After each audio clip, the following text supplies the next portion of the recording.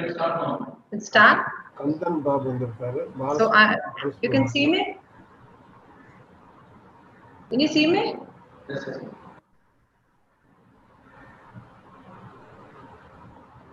Okay.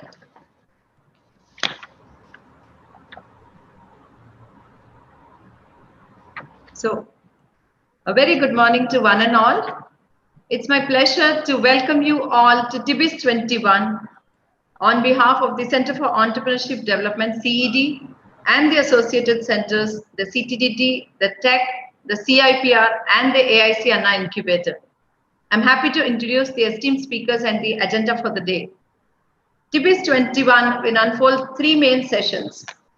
The first session of TIBiz'21 shall begin with a formal welcome from Dr. K. Bhaskar, Director CTTT, followed by an enlightenment on the role of incubators in fostering innovation by Mr. Kumar Sachidanandam, CEO, AIC Anna Incubator.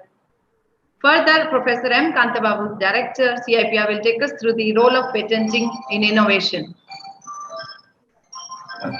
The second session, the keynote address, will be delivered by the architect of IIT Madras Innovation and Entrepreneurship Ecosystem, Professor Ashok Chunchunwala, who would share his experience on the challenges and opportunities in research, innovation, and startups. Following the keynote address is the concluding session, the TIBiz'21 Technology Showcase, offering a glimpse of technologies developed by our esteemed faculty, in addition to the technology way forward. This session will be chaired by Professor Balasubramaniam, Additional Director, CTDT. Professor R. Saravanan, Director, CED, will conclude TIBiz'21 with a vote of thanks. Now, to set the stage, let me briefly touch upon innovation and entrepreneurship developments, particularly in India and Anna University.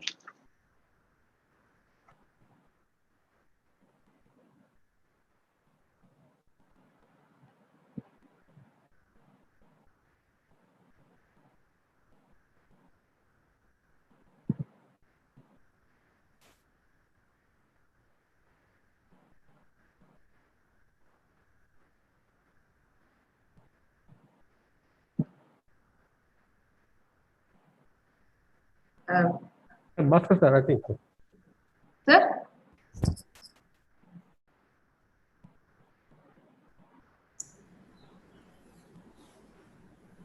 Yeah, is it my turn? No, 1 second, sir. I just have a couple of slides to show. Okay, yeah. I'll call upon. Because suddenly you are not audible, and I was wondering. Oh, am I not audible? I'm just sharing my screen. Okay. Is this visible? No.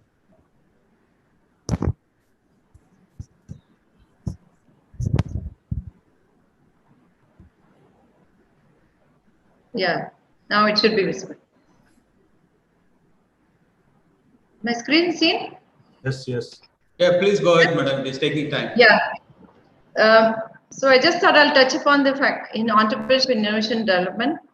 So if you talk about India in 1970s, we were under the process patent regime, wherein there was the processes were patented, and that led to a lot of reverse engineering. And hence, India, for example, in pharma industry gained leadership in generic medicine. But later, what happened in 2005 is India entered the product patent regime. And hence, there was a huge need for translation of the IPs and the innovations into products for India to survive in the global market. Hence, there was India had to attain leadership only through the manufacturing of indigenous products. At the same time, a lot of formation of cells came into existence, such as the Niti Aayog, the BARAC, the innovation cells, including the recent Atal Innovation Mission and the ARIA ranking to assess the innovation of a university. At the same time, even at the HEI, higher education institutions such as Anna University, things like Atal Incubation Center, Makers Lab, CIPR all came into existence in order to have leadership of India. At the state government, several measures were taken, such as EDII-TN was established to inculcate entrepreneurship and innovation among the at the state level. Hence, we see a paradigm shift from research and development to research and innovation, leading to productization. So, if we look at it at a HEI higher education institution level, this has has encouraged a lot of students to choose entrepreneurship as the career option. Hence, there is a paradigm shift in the career options as well. So instead of going the traditional way of working for an employer, students are now opting for becoming an employer themselves, their own bosses, and hence creating jobs. Recent data shows that the recent startups created about 2 lakh jobs in India. So if we talk about startup as a career, the number of startups the data shows there are 2 to 3 startups being set up every day in India. Hence, by the time you wake up in the morning tomorrow, there will be 3 startups added to Indian ecosystem. Thus, we see huge potential in this career option. However, I would like to warn everybody that this journey is not very simple. It's a roller coaster ride of success and failures. So if at all a student wishes to enter this journey, where should he start from? So when I usually interact with the students, they have the problem of identifying the problem for which they're looking the solution. So there are some inspirational stories. I would just cover one. For example, the IKEA guy, Ingvar, he could not fit the table in his car. So what he did, he took out its legs and then put it in the back of his car, and thus that gave him an idea of modular furniture. So I will not go into the other stories. However, I would like to stress upon the fact that startup or entrepreneurship, innovation entrepreneurship has become a career option, and there is a very a systemic approach now to achieving this. There is a very structured pathways for the success in this field. For example, here are some of the startups recently that have achieved the Unicorn Club. So hence, this could be a potential career option for all the students out there.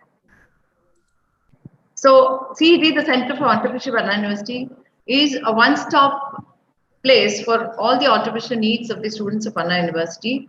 For example, if a student walks in with an idea, we and our associated centers are here to help them in registering a company for the startup, in supporting them, in giving the infrastructure in terms of office, the internet, the team, and the mentorship and the market research kind of work will also be supported by Anna University. In addition, the funding, there is state level and central government schemes on which are open to students for them to experiment their goals. In addition, with the institutionalization of Makers Lab at CED, prototyping is very much easy now. Students can fabricate, validate their ideas very well. In addition, there are other centers that can support them in scaling up and bringing investment. Is that? Sir? Sorry? Because it is taking time. I can't hear you, sir. Up to the product launch and sustained business. Thus, TIBiz is an effort wherein all the associated centers and CED and the associated centers involved in the innovation ecosystem have come together to showcase the technologies developed by the faculty members. Hence, at CED, the experience and resource of CED plus the students can come together and connect the dots. Thank you.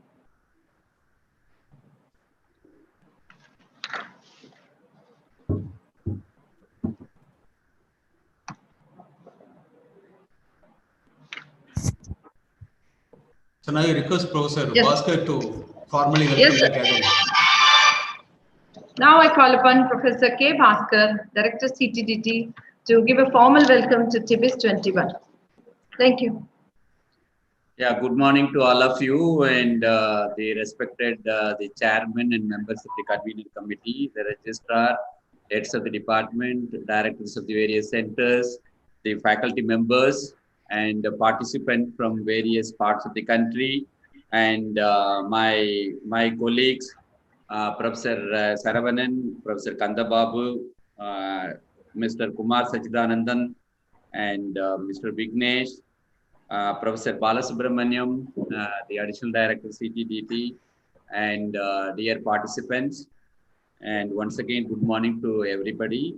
And indeed, it's a great day in Anna University because more than 4 centers have come together and jointly organizing this Technology, Innovation and Business 2021.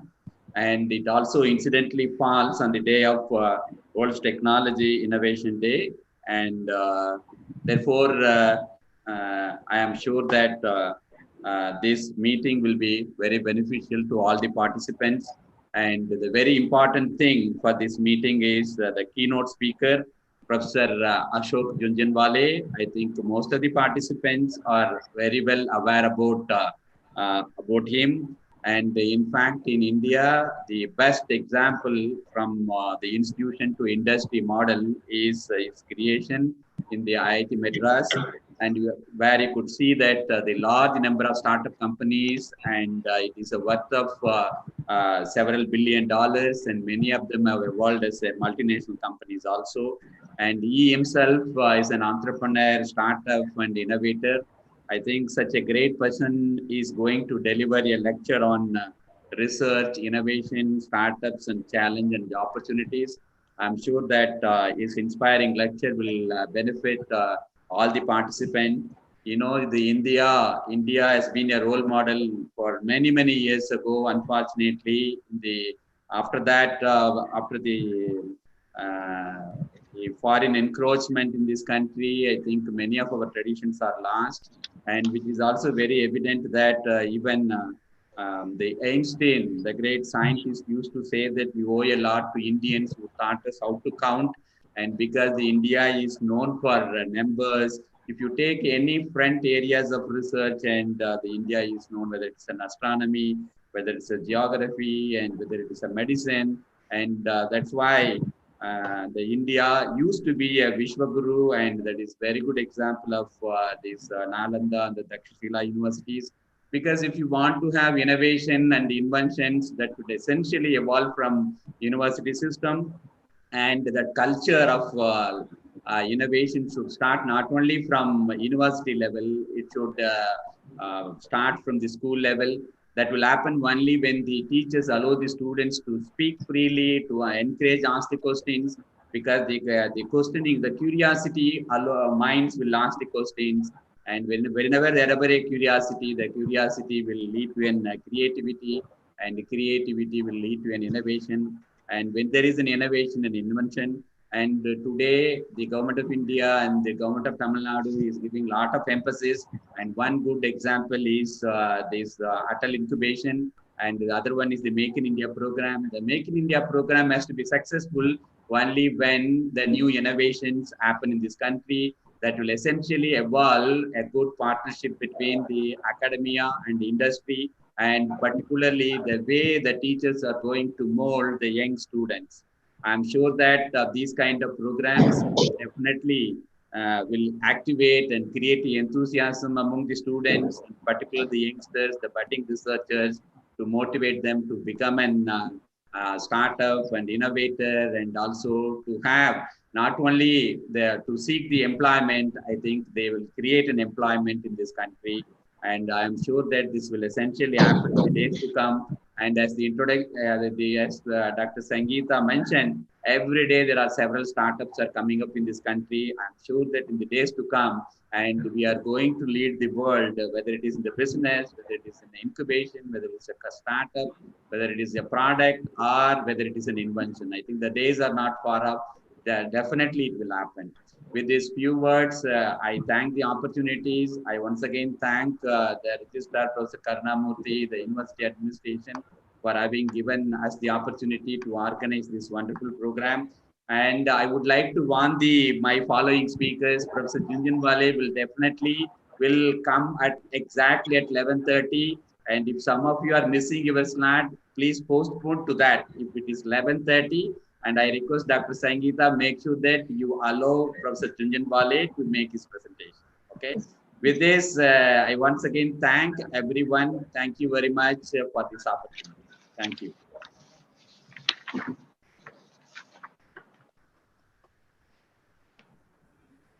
Okay. So now I call upon Mr. Kumar Sachidanandam, CEO, AIC Anna Incubator, to talk on the role of incubators in innovation, in fostering innovation. Thank you, Sangeeta. Can you hear me all? Yes. Good morning, and thanks for the opportunity. It is just a pleasure And more than anything, talking about innovation and incubation on this very special day of World Creativity and Innovation Day. I want to make it very little light and interesting and engaging.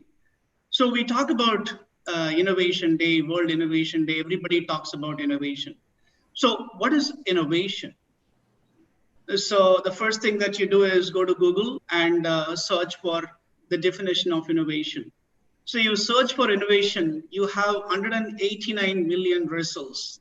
So it very clearly tells us innovation is the most overused, abused word, both in corporate, academia, worldwide.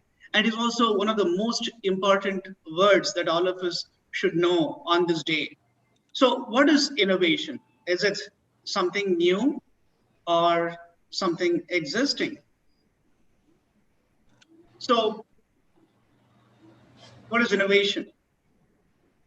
You may say something new, that's not innovation, that's actually invention. Finding something new is invention. So something already existing, no, that's discovery. So that's what everybody says. So look at this, fire. So fire is a innovation or discovery? Fire already existed. So all you have to do is find a way to trigger the fire. So that's discovery.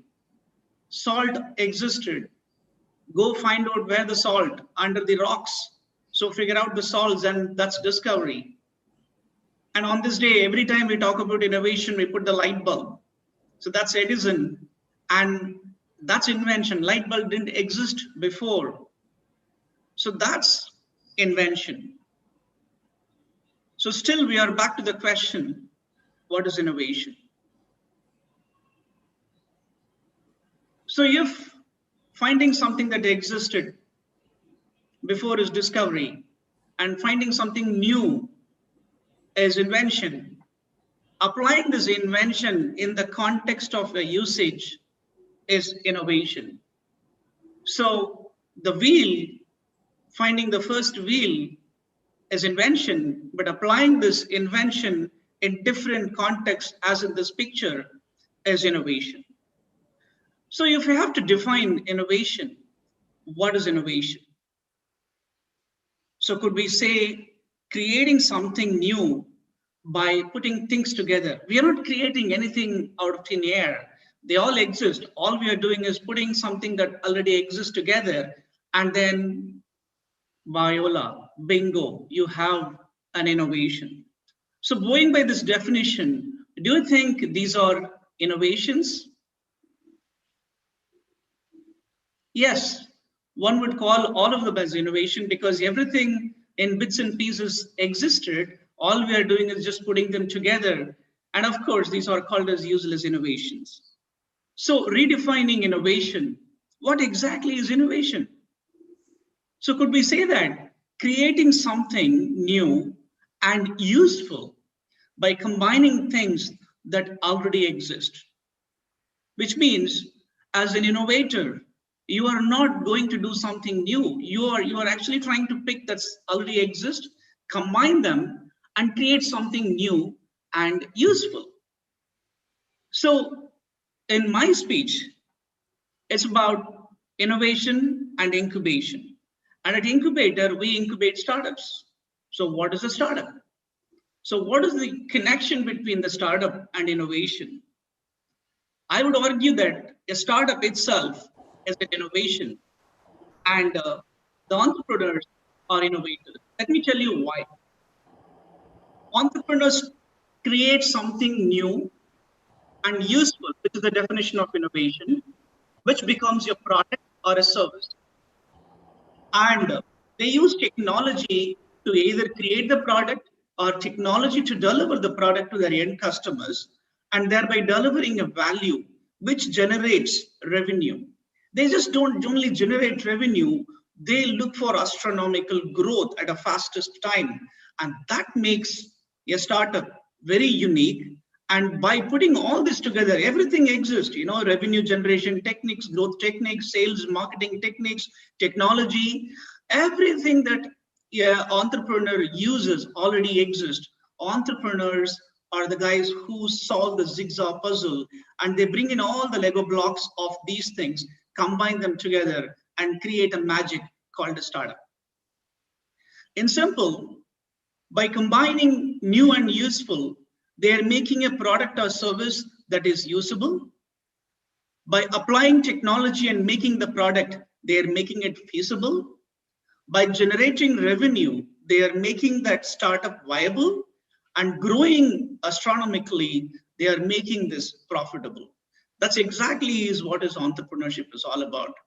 But as Sangeeta mentioned, entrepreneurship is not easy. Many times it's a lonely, very, very lonely, hard journey. In fact, 99% of the startups fail. But still, startup is a buzzword, and that's the magic potion all of us have to drink. But why startups fail? There are many reasons. You can go Google and find out the reasons behind a failure of startup. But to me, as an incubation head, the reason why startups fail is they fail to do something that's on the screen. They fail to build the product and build the business. Many founders build the product, but they fail to build the business. Sometimes they build the business, for example, registering a company. Oh yes, that's a business. But then they fail to create a product the customer wants and willing to pay for. So therefore, think of entrepreneurship as a parallel line like a railway track. You have to build your business and you have to build your product in parallel. If you don't do it, your startup will fail. And many times, innovators, especially student innovators, they don't have the clue. And if we don't support them, they will fail. And this is where incubators come in. Incubators help the innovators build the product by looking at the problem, looking at the customer, building a solution, and building a product. At the same time, looking at the market, looking at the pricing, figuring out the funding, and then scaling. That's what an incubator does. It helps you to build both the business and product in parallel. How do incubators do? Incubators are also our innovators because they don't bring, they don't have anything within them. They bring various puzzles of this process through community, through partners, through experts, through labs that Sangeeta mentioned, through providing desk for seat for people to work, coaches, mentors, legal, and our friend Professor Kandabab will talk about IP, grants, and investors. That's what incubators do. In the sense, incubators also bring various parts that exist and help you. So how do they do? Different incubators have different programs. The one that I show here are the program that are offered by our incubators at Anna University. So we have a program for aspiring entrepreneurs. We have a program for entrepreneurs with ideas. We have a program for entrepreneurs with business plan. And we have a program for entrepreneurs with product. And then we have a program for entrepreneurs looking to scale their business and a program for entrepreneurs looking for funding. Some of the programs are launched, some of the programs are in the pipeline. But the point is, each program adds on to the next and moves the entrepreneur from a very, very initial stage into a mature stage. So if you are excited about innovation and entrepreneurship, today is the day to take that resolution to change the world, to find a problem, to solve the problem, and change the world forever. If you're interested in knowing more about many incubators, look for incubators in your area. There are incubators across the country. So every place, probably another 100, 150 kilometers down the line, you may have an incubator. But if you want to know the Anna Incubator, which is supported by Niti Aayog's Atal Innovation Mission, go to www.annaincubator.org and you'll be able to find. And we believe in you. Everyone is a creator. Everyone is an innovator. Every one of us is imaginative. And today is the day, and we believe in you. Good luck with your entrepreneurship journey. Thank you so much for the organizers to provide this opportunity. Over to you, Sangeeta.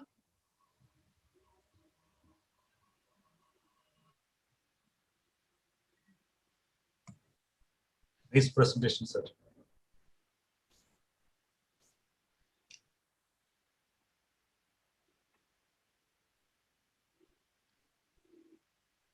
Sangeeta, you are muted. Okay, can you hear me, sir? Yes. Yes. Thank you, Kumar, for the wonderful insight into what incubators can do for the budding entrepreneurs. Now, since Professor Ashok Chunchunwala has joined us, we would like to now, on behalf of Anna University, it's my privilege to invite Padma Shri awardee Professor Ashok Chunchunwala from IIT Madras. His body of work in innovation and product development needs no formal introduction. Sagita, please finish the question answer with Kumar.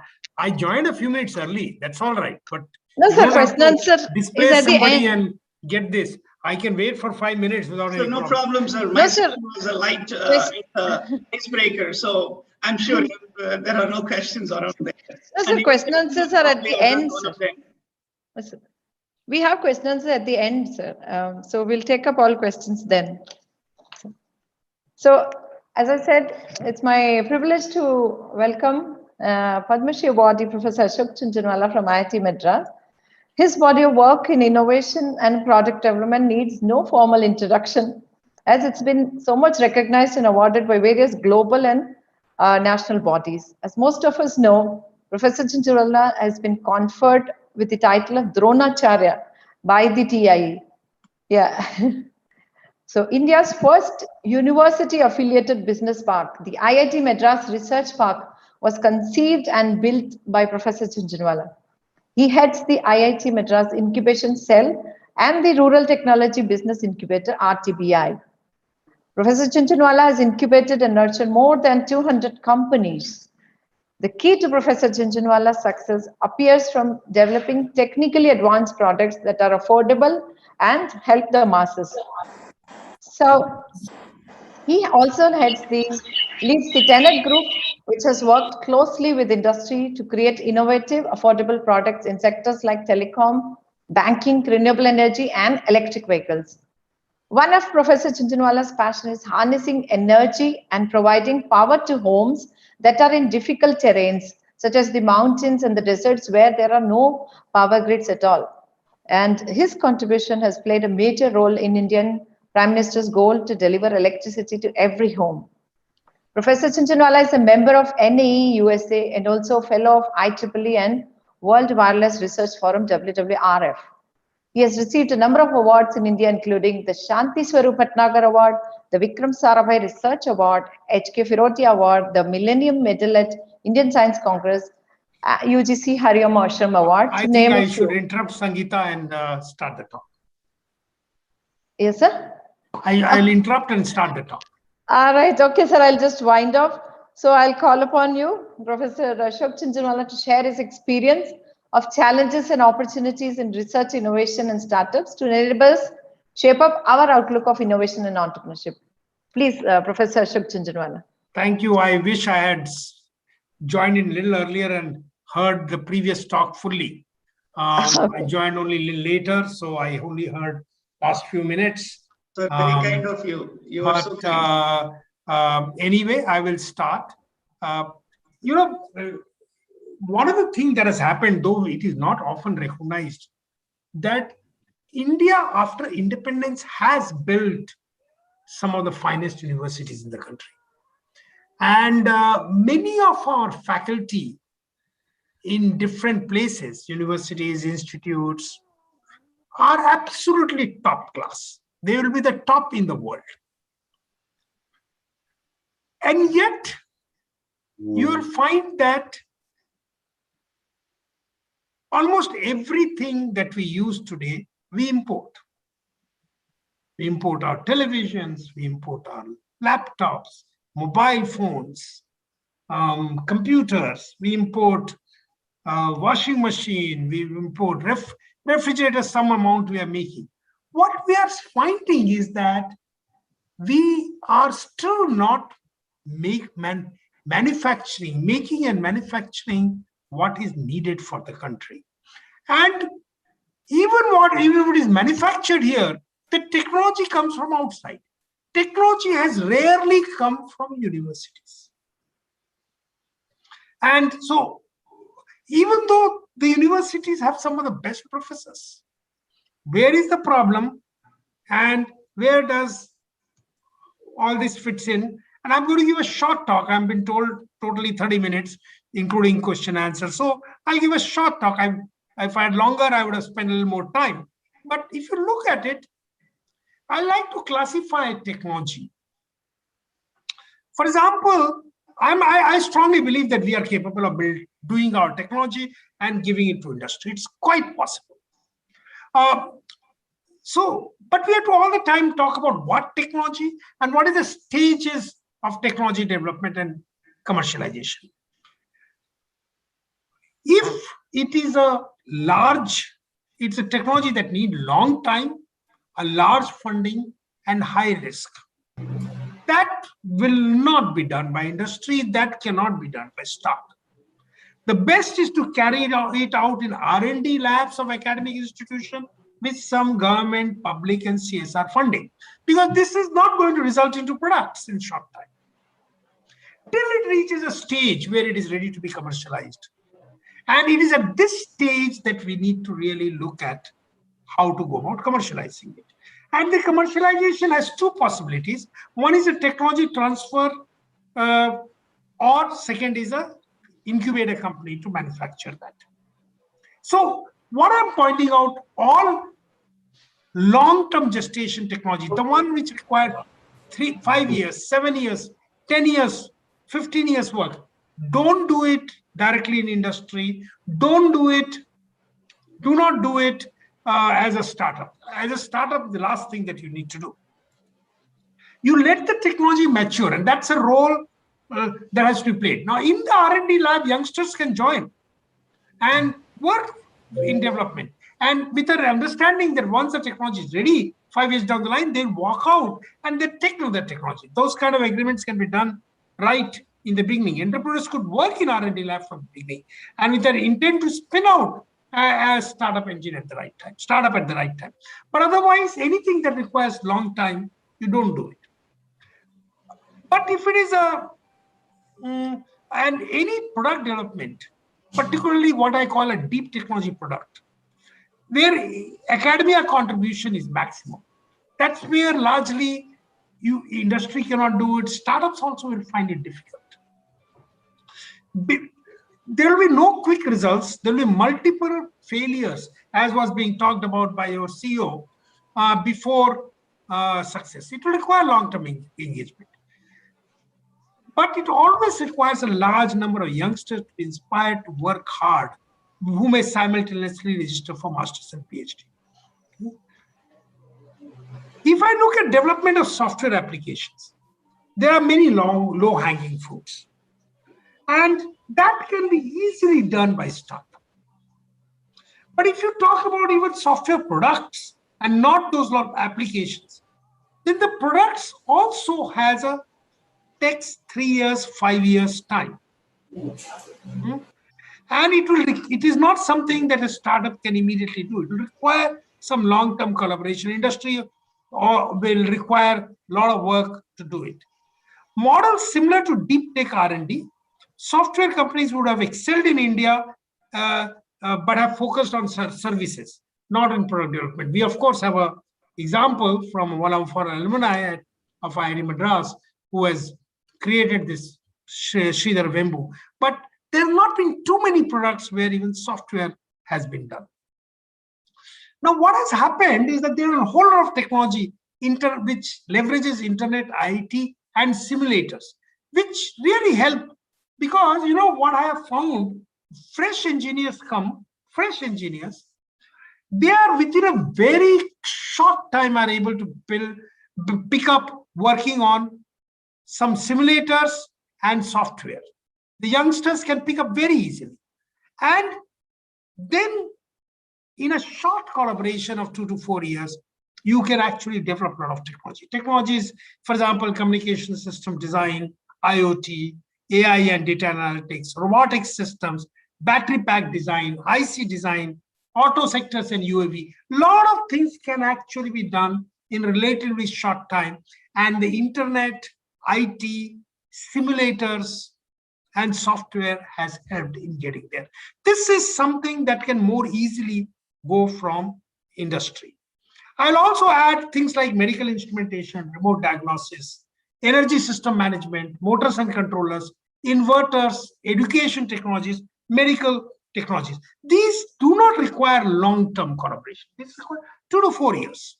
In 2 to 4 years, between industry and academia, impact can be done. But there are other technology which requires longer term. Complex and large system design may also take longer term. But more difficult, for example, if you want to do a new chemical or processing technology, for example, you want to make a new solar panel, solar cells, or you want to make a new battery cells technology, material technology, pharmaceuticals. This is not, this requires large investment. And this will take a little longer time. Here too, and software and IoT can give us some early gains, but pretty much all these will require 5 years, 7 years, 10 years technology. So we must always figure out, universities and institutes must work on certain long-term technologies, 5 year, 10 year, 15 years, and that they can work with industry to some extent. But they also need to work on 1 to 4 year technology, which can be done either with industry or startup. Startup should never get into technologies which goes beyond 1 to 3 years.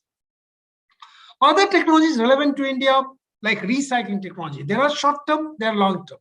Agriculture, food processing, waste disposal and cleaning, very highly needed, less energy intensive and less capital intensive than used elsewhere. You need to create these kind of things.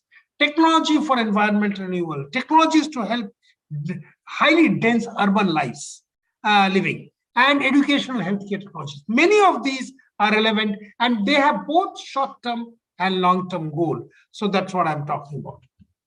I will, after giving us some introduction of what kind of research is needed and how either you do from 1 to 4 years or 5 to 15 years. And you need to look at it differently. 1 to 4 years is what is relevant for startup and entrepreneurship. In fact, I'll say 1 to 3 years, not even 4 years. And others are in more for industry interaction.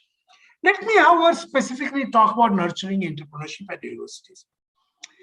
The biggest mistake that we make is we think that we have set up an incubation center and it will nurture entrepreneurship. And this whole thing started from 2004. Started in many places a decade earlier. We started, for example, early 90s or even something in 80s, some entrepreneurship. But I think the important point that I'm making, that nurturing entrepreneurship at university is not setting up an incubation center, not about setting. So setting up incubation center can facilitate. Incubation center does not necessarily do the job of entrepreneurship. What does it require? First stage, my feeling is, seminars like today need sensitization drive, create excitement among students, an effort to create entrepreneurship culture, a culture of building things that work, as opposed to attending classes, doing routine lab experiments, homeworks, and writing exams. You need Center for Innovation, Tinkering Lab, and entrepreneurship cells. Those things should be set up in the institute. But I have a very, very strong belief that these labs should be entirely run by students, with no faculty playing any role. The only role that faculty can play is security and safety, nothing more than that. But boys and girls, men and women, otherwise should be run this whole place, or your students should run them, and they should keep it open 24 hours if they want. They should make their own rules and run the things like robotic club, auto club, software club, which will take you away from classes and help you learn how to build things. The two are different. The labs that we do as a part of an academia does not help us in doing this work that these clubs can do. And these clubs are important. You do that. And it should be run by students. I think one of the biggest mistakes that we do is a faculty tries to do it. Faculty jobs to ensure security and safety, nothing more than that. Very light touch. We also need various talks to be organized by entrepreneurs, experiential talks. Talk of how Indian universities have been building successful enterprise, whole innovation challenge, hackathons, competition. Let me tell you, none of these result into products. Another big mistake that government is doing, hackathon will result in product. Hackathon will not result in products. All these will create enthusiasm, which is the first important. Visit to startup exhibition, incubation centers, will generate excitement for startup, will help youngsters come to incubator to build a startup, but plays a minor role in creating successful startups. Very few successful startup emerges from these places. Competition prizes does not result. People win competition, they are first prize, they are a failure. In fact, I will say, I find that they have higher chances of failures. Because in their head, they get, oh, I have won. Whereas actually, they have not even begun. So how do you really begin incubation and thing? The first job is trying to do reality check for young, inspiring entrepreneurs. You have to bring down the excitement. Excitement will bring in students and faculty with tall and huge success. You now need to do just the opposite, correct it. Tell the youngsters that entrepreneurship is a very difficult career option. It is a highly risky. You're going to fail, and then succeed. Long time and hard work. You need to learn to live with failures. It requires 20 hours of disciplined work and with practically no return. For 2 years, you'll get nothing. If your family cannot support you for 2 years, don't get into entrepreneurship. This is the first thing that we try to convey. We do not, therefore, give them entry to incubation early. We, in fact, discourage them. And in spite of that, if the youngsters are willing to, then we start taking it. Entrepreneur needs to be told that he has to master multiple trades. Product idea plays a very small role. Those business plan plays a very small role. Practically zero role, sometimes a negative role. Build products, you need to build products, you need to manage people, you need to manage finance, most difficult. You need to manage cash flow. End of month, you need to pay salary. You need to have a good assessment of the market. You need to manufacture product and services. Sell is important, very difficult. Make margins for every product, and you don't make margins. Raise money. Of course, raise money will come later. The other mistake that we make is, oh, let's raise money quickly. Anyone who raises money early fails. You need to do a lot of things before you raise money. And that is build products, manage people, manage finance, assess. This is what makes a company successful or failure. As I told you, understanding finance is key, and nobody understands in Indian universities finance. If you think MBA people understand, you are wrong. They don't. I have not seen people who teach MBA at universities understanding finance, cash flow. They understand the routine part of it. But how do you manage every month? In fact, private universities are better off. At least there's some understanding of finance. Of course, sometimes they send their teachers to recruit students, which is a horrible thing. But the point is, understanding of finance is very poor in Indian universities. And if you think that our students will have that understanding, less likely. So that is something that we need to teach and get them to understand. Incubator's key task is to get the youngsters to prepare for a long and hard work. Do not provide easy funding. You provide easy funding, you are killing the startup. You can provide space, services. See, even seed funds they need to earn. We don't provide seed fund. Even 5 lakhs rupees you have to earn. Unless incubate prepares oneself for hard grind. Easy funds and services hurt the startup. Prepare the incubate for tougher option. Get the person to push herself hard. Provide support in bits and pieces, small bits. if the person is pushing hard. And then extensive training by people who have run directly the business and guided business. Very important.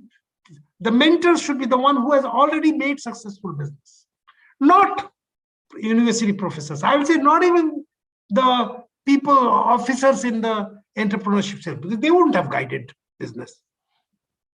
Extensive monitoring by people who have successful business experience.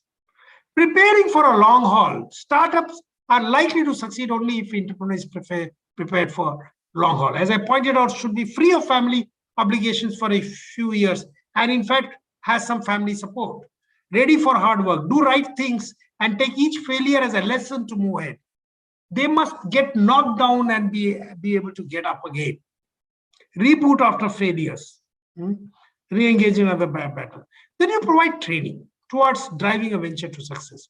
Young entrepreneur, and don't make it a classroom training. Training should be a small part, maybe 1 or 2 hours, 1 hour a day, maybe 4 or 3 hours a week. Don't overdo that, because otherwise you are making it another classroom. Many times we have found that alumni who comes back after 3 to 4 years of experience are very good. Student faculty joint startups are very good.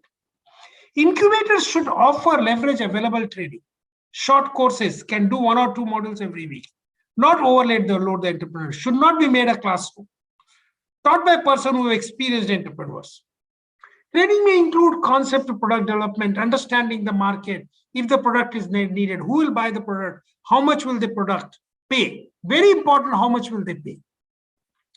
What does it take for prototype to manufacture product? The question you'll ask, will it work 24/7? What will it cost to manufacture? Product quality, servicing the product, cost of a serving, understanding company's finance, revenue, what are the costs associated with revenue, working capital, capital expenditure, fixed cost, depreciation, interest costs, R&D costs, what is profit, what is balance sheet, cash flow, profit and loss statement. All of these things they need to understand. Of course, they should take time to understand. Don't expect them to understand. Don't do a classroom. Let them take a year, year and a half to understand. Managing cash, how do you pay salary at the end of the month? Where can one raise money? And driving profit from revenues. Revenues is not profit. Rules and regulations governing the company. Don't try to do shortcuts on that.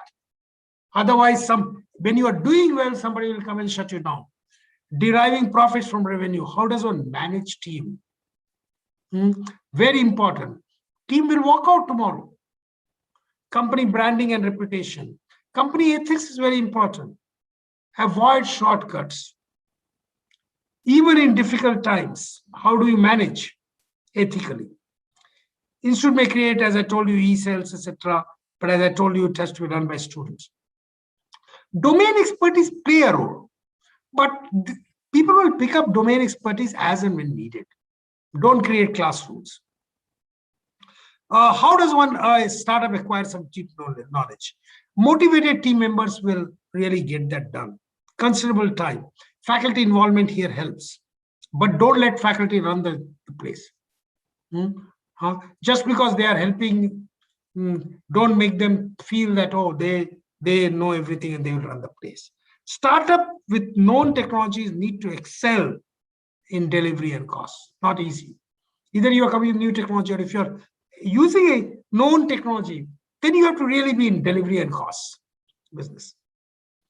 As I told you, mentors play a very important role and should be from industry, preferably successful entrepreneurs, preferably one-to-one mentorship.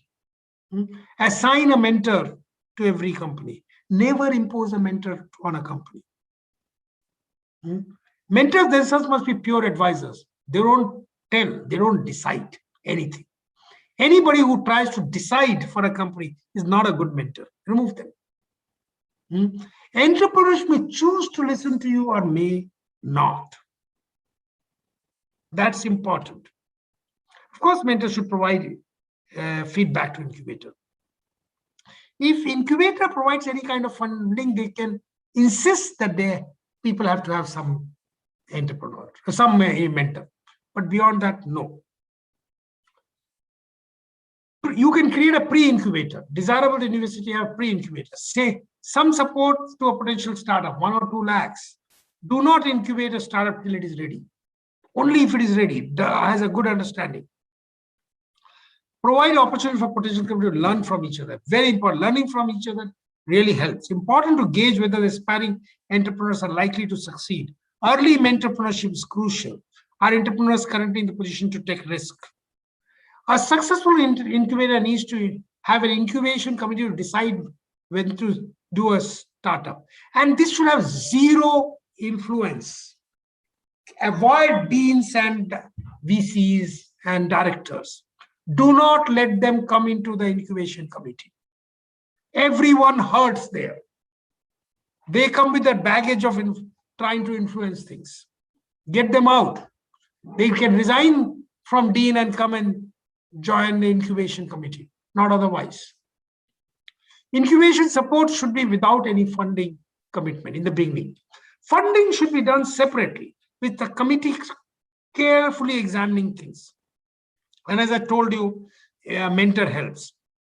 No easy money for startups. That will, if you don't give easy money, it will reduce its chances of success. Easy money will kill the company. We normally give 5 lakhs grant after a company shows that it's very clear what they are trying to do and they are ready to get the product done, or maximum 10 lakhs. Then we give loans. Today we are giving up to 40 lakhs loan at low interest rate, without any collaterals and all that. That is when people are ready to go to the market and have shown enough. It's actually, for example, in our case, it is chaired by a very, very successful venture capital fund. And faculty does not influence them too much. Occasionally, deans try to do that and they hurt. And then incubators should facilitate angel and venture fund. That's what will provide venture. And we at IIT Madras has built very successful incubator in every areas. And it's, by the way, largely women-led. And we today have 220 companies, 11,000 crore rupees is the value of the company. The only way an incubator can be measured is by value. And this value is not a perceived value. Value is where at which they have raised money. Value of all the companies that you have created. If you're not able to get somewhere, something is wrong. Change your leadership in the incubator. That's pretty much today. We have our own incubator is 100 crore rupees. We get zero funding from government, from the IIT, universities, or anyone else. It's a self-funded organization, and that is what makes things work. Which means that even the salaries people will not get. My CEO will not get salary if they don't make incubators successful. It should be run like a startup.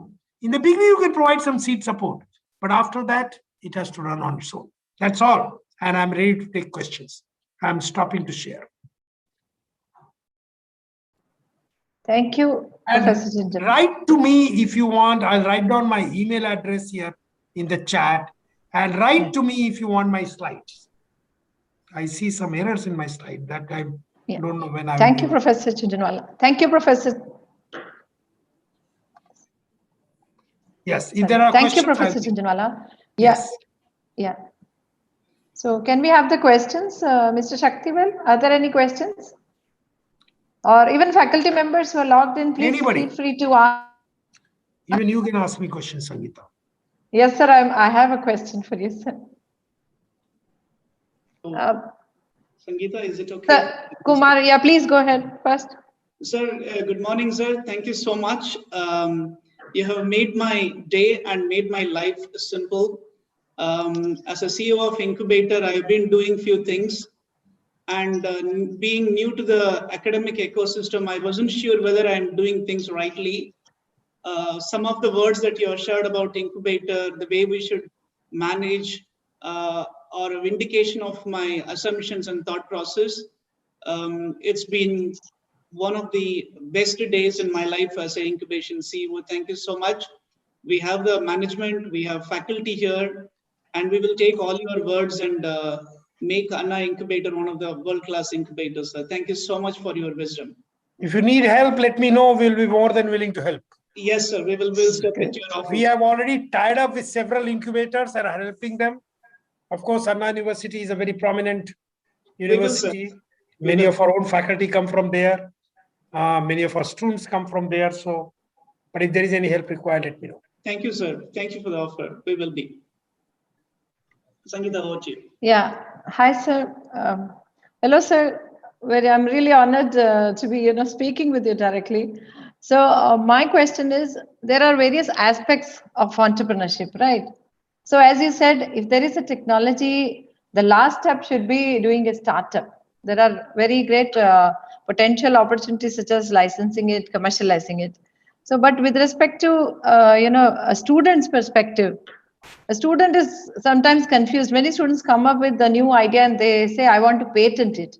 So my question is twofold. First, how should student be like separated? How should his thoughts be separated in terms of like idea, technology, product? And secondly, how should all the cells, like a patent cell, a technology development board, or like we are the entrepreneurship development center, how should we all work together under one banner? In short term, patents play a very little role in a startup. In short term, it does not play a role.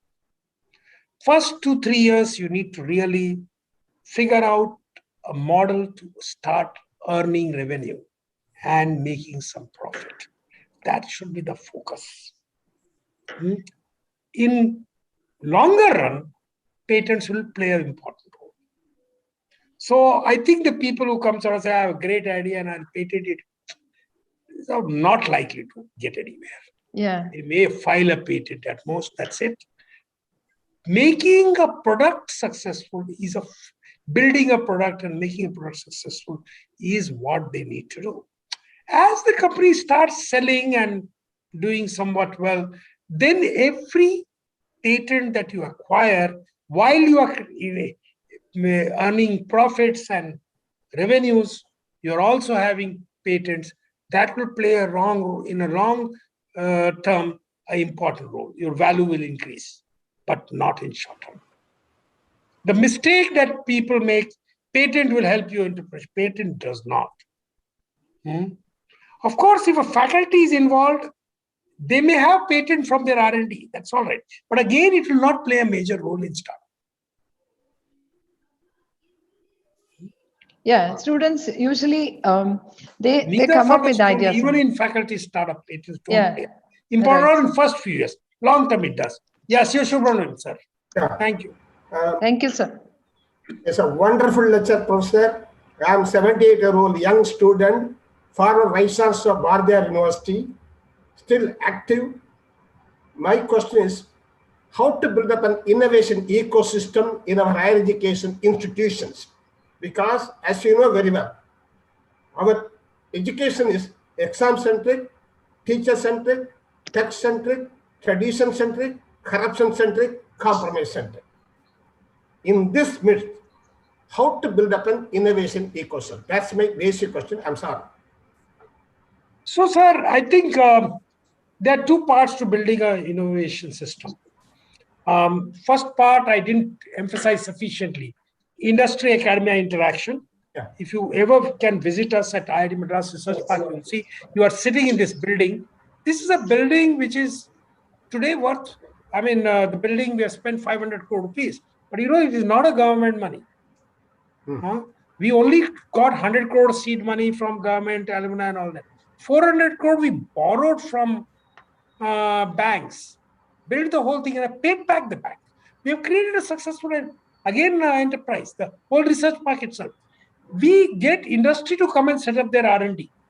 But we insist that if they set up R&D here, they have to work with IIT. Okay. So that said, we have, by industry and academia working together, we have created an innovation system. So it's working together. Because industry is not going to do something which is 15 years later. They will do something which will result into a product. So building products is what will create innovation. The second part that is housed in the building is the startup, the incubator. We have 220 startup, or 140 of them are here. So they are the one who we now create an ecosystem where a faculty, that is an academia, number two, industry person, and a young persons, all 22-year-old, 24-year-old people, men and women. It is putting them together that create the innovation ecosystem. I have a very simple philosophy, sir. Faculty members bring width of knowledge. The width of knowledge really plays a very important role in making a product successful, because while they may be teaching one thing, they have fairly wide knowledge, and therefore whenever a problem comes, they can pick up something from there and say, this may help us solve the problem. The second person that plays a very important role is industry person, because industry person knows once you are pretty much ready with your prototype, how to take that to a successful commercialization. Faculty member has no knowledge. The industry person who knows how to do successful commercialization is the second part. The third part in that innovation system is the youngster. 22-year-old kid, boy or a girl. What do they bring in? Sir, they bring a very unique thing. They do not know that it cannot be done. Listen to what I'm saying. They do not know that it cannot be done. Anybody who is experienced will say it cannot be done. Not possible. They do not know, they have not learned that it cannot be done. They do not know that it is impossible to do. And you have to take up, innovation is all about taking impossible problem and making it possible. They are the one, if once an idea comes from either from the academia or industry or even the youngster, they are ready to work 16 hours a day. They do night outs. They work day in, day out. They bring team together, create enthusiasm. They play also. The working is never boring lab activity. You have to enjoy yourself. They'll go eat out. They'll sit in the canteen. They'll go to movies in better non-COVID days. They will, and yet work 16 hours, 18 hours. Sometimes they don't even sleep. I don't know how they manage. But it is their hard work which makes the impossible possible, under the guidance of that faculty member and that industry person. So it is a three sets of people have to be brought together. And they have to be brought together to live together pretty much all the time. That's what the research park has done. We have a bridge connecting to IIT. So we have the faculty all the time here. We have a industry person's offices out here. And then we have these, we hire 800 people, 700 people from Anna University, larger ecosystem, the private colleges largely, every year. And from other places, other universities and all that. And they are the one who really, really become very successful. I hope I have answered your question, Sir Sumaya. Okay, thank you. So I have a question. Thank you, Sure, Professor. sir. Bhaskar. Professor Bhaskar. 1 minute. I'd like to visit your research lab. I'll come through. Please write to me. I've given my email address. I'm again writing my email address. Write to me, fix time, and come.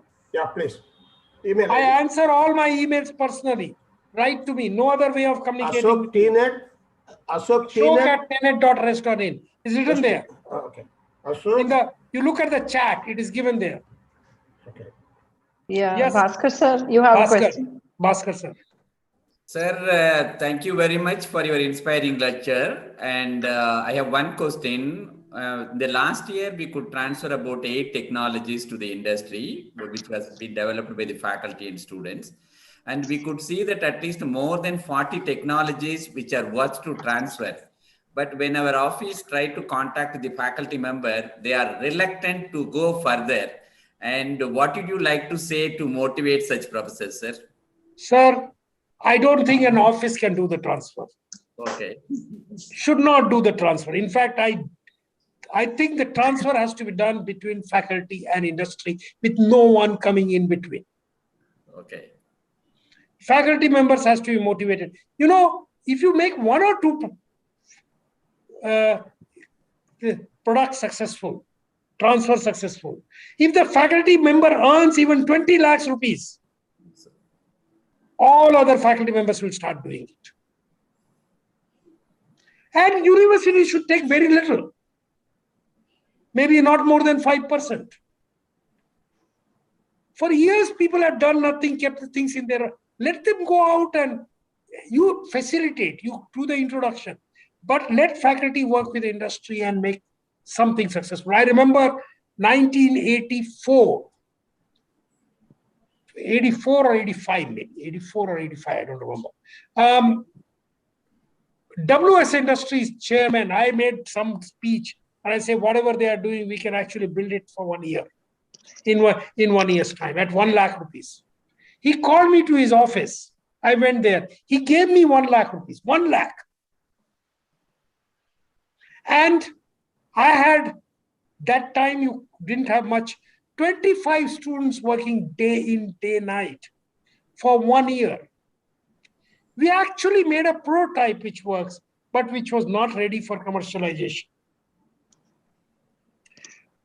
I thought the chairman of WS Industries would be very unhappy. He was not. He came, saw it. So far he was importing the technology. He took the technology, put it in a glass case. Then he called his Canadian technology company, which was doing the technology for them. And he called me also. And he started telling them that you are giving me the technology, you are giving me the components, but I make very little money and this will not get us anything. The cost is falling in the Indian market, will not get anywhere. Anyway, I have developed the technology. Professor Jhunjhunwala from IIT, he talked so many big things about me, even half of them was not even truth. He went and showed them that prototype. He had put it in a glass case, removed it, showed them, they see it's working, it is doing the same thing. And said they are all ready, and which was not true. All ready, and I am going to produce it, and it cost 1/3 of the money. I mean, your product cost me 70,000 rupees per 80,000 rupees per piece. His cost me about 30,000 rupees. I'm manufacturing that, and from 2 months down the line, and I'm actually going to get out of your contract. We had a cup of tea, etc. I left after that. I tried to tell that this is not fully ready, but he asked me to shut down, keep quiet. And by the end of the day, I got a phone call that the Canadian company has reduced the cost from 80,000 rupees to 25,000 rupees for all the components. And now they continue to make from the imported technology. They never made what I developed, but they made huge amount of money. They gave me 1 lakh. I was told that the company make 10 crores out of that. So businessman knows how to make things successful. Of course, I got the confidence. I learned that even making that first prototype was helpful. Next time I took up a product, I went to the extent that it could actually be manufactured. And the third time I did it, finally, I was able to contribute. And finally, in 90s, I made wireless in local loop by actually providing a telephone to every home. First wireless technology in the country. I'm the one who brought in the wireless phones in the country. And I got Padma Shri as a result of that, but that's all right. But what I'm pointing out, you have to get the faculty member hands wet. Let them actually go and do the first thing. Otherwise, the office can keep on doing things, sir. I'm telling you my own experience, it never works.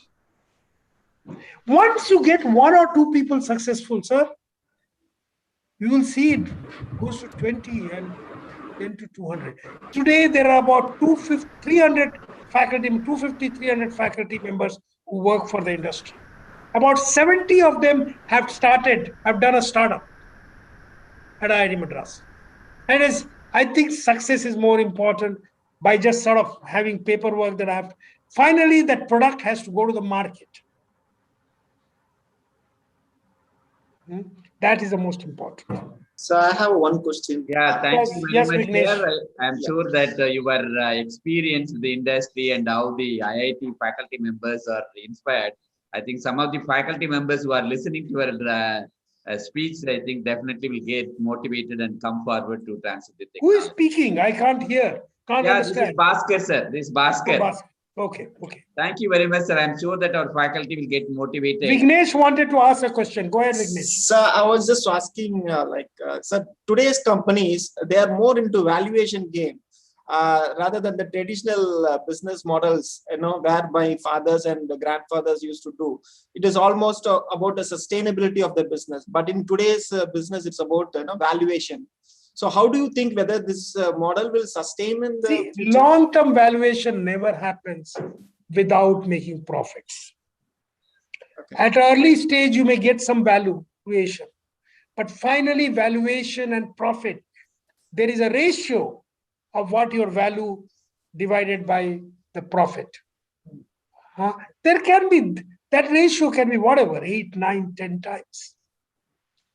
So it's okay, but in short term, okay, to try to raise money, venture fund, you go for valuation. But finally, you have to be successful. Your product has to sell, otherwise your value is zero. So what I see the problem with the current generation startups is they couldn't visualize it for the long term. I think this is a hype created. This hype hurts any number of people, and we try to diffuse that hype. We finally sort of say, start making money. Right. Start selling. Right from day one. Yeah. Can't sell on day one, your product is not ready. Okay. But sir, there is a student question, sir.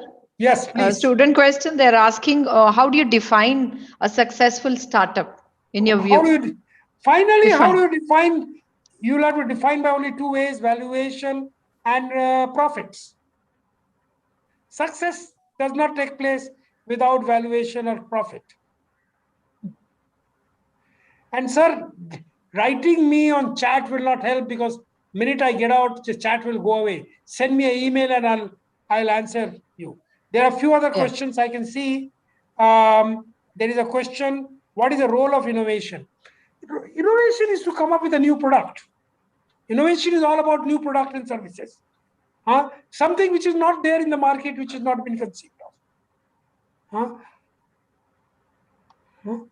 How should we start up? We are students, so it may affect. They meant affect. Well, I think all of you are students. We have been students at some point in time, and we've been teaching students. If you think that the students spend more than 1 hour or 2 hours outside their classes in academia, you are fooling me. Don't try to. You have enough time. You spend that whatever minimum time required to get decent grades.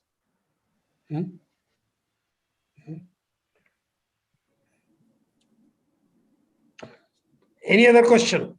Rajkumar sir. Yes. Professor, I have one small question. What is the role of faculty startup in the student minds? What is the role of faculty startup? Startups in the student when they want to start up, or how they influence? No, so there are 3 kinds of startups that we have. One in which faculty member is not involved at all. There are few startups. There are ones in which it is a student who is starting. Faculty is an advisor, may get a little small percentage of share also sometime. Faculty is an advisor. Primarily, the faculty plays role in technology, product development, does not play a role beyond that. In business development and commercialization, faculty is not good at it. Faculty, however, is good at technology. There is a third kind of startup which a faculty and students start together. This largely happens when I've done, as a faculty, done a lot of work at my lab and with some of my PhD or master student who have worked on it. Then I do a startup in which I can take even higher share. I may take even 10-15% share. But there also my role becomes technology, and maybe initially to help. After that, it will be primarily there are few times faculty take 50% startup. It never goes anywhere. Because then you are what happens, the person who runs the company does not have sufficient to begin with is all right, but long term, the faculty member is not doing much, and that person is struggling. Why will that person will feel demotivated? So my feeling is, if you are only advising, look at 1%, 2% shares. If you are playing a major role in technology development, look at 10 to 15%. Don't do beyond that. Faculty should not go beyond that. And this is all the faculty put together. If there are 4 faculty, they should together not own more than 20%. Okay. Because you need to put enough for the people who will really make the technology commercialization successful. Okay. Develop business, get into manufacturing, get into this. Faculty should not have more than that. I hope I have answered that, Professor. Yes, sir. Yes, sir. Thank you, sir. Thank you. It's Thank a you. short very much. time and I have already exceeded time. Sorry, you must be. So- Sangeeta, you should have stopped me. Yes, sir. No, sir. It was great talking to you. No, your And thank you. next speaker will be waiting, and my apologies. Whoever is next No is problem, speaking. sir. No, we Thank really you very had a much. great time. Thank Thank you you, so thank much you. for the insight Thank you. into the startup. Thank you, Bhaskar, for Thank you for- insisting that I should make presentation. Thank you very much, sir. Thank you. Thank you so much. Thanks for joining, sir. So now it's time for us to hear to Professor M. Kanta Babu, who will talk about the role of patenting in innovation. So Professor Kanta Babu, please join.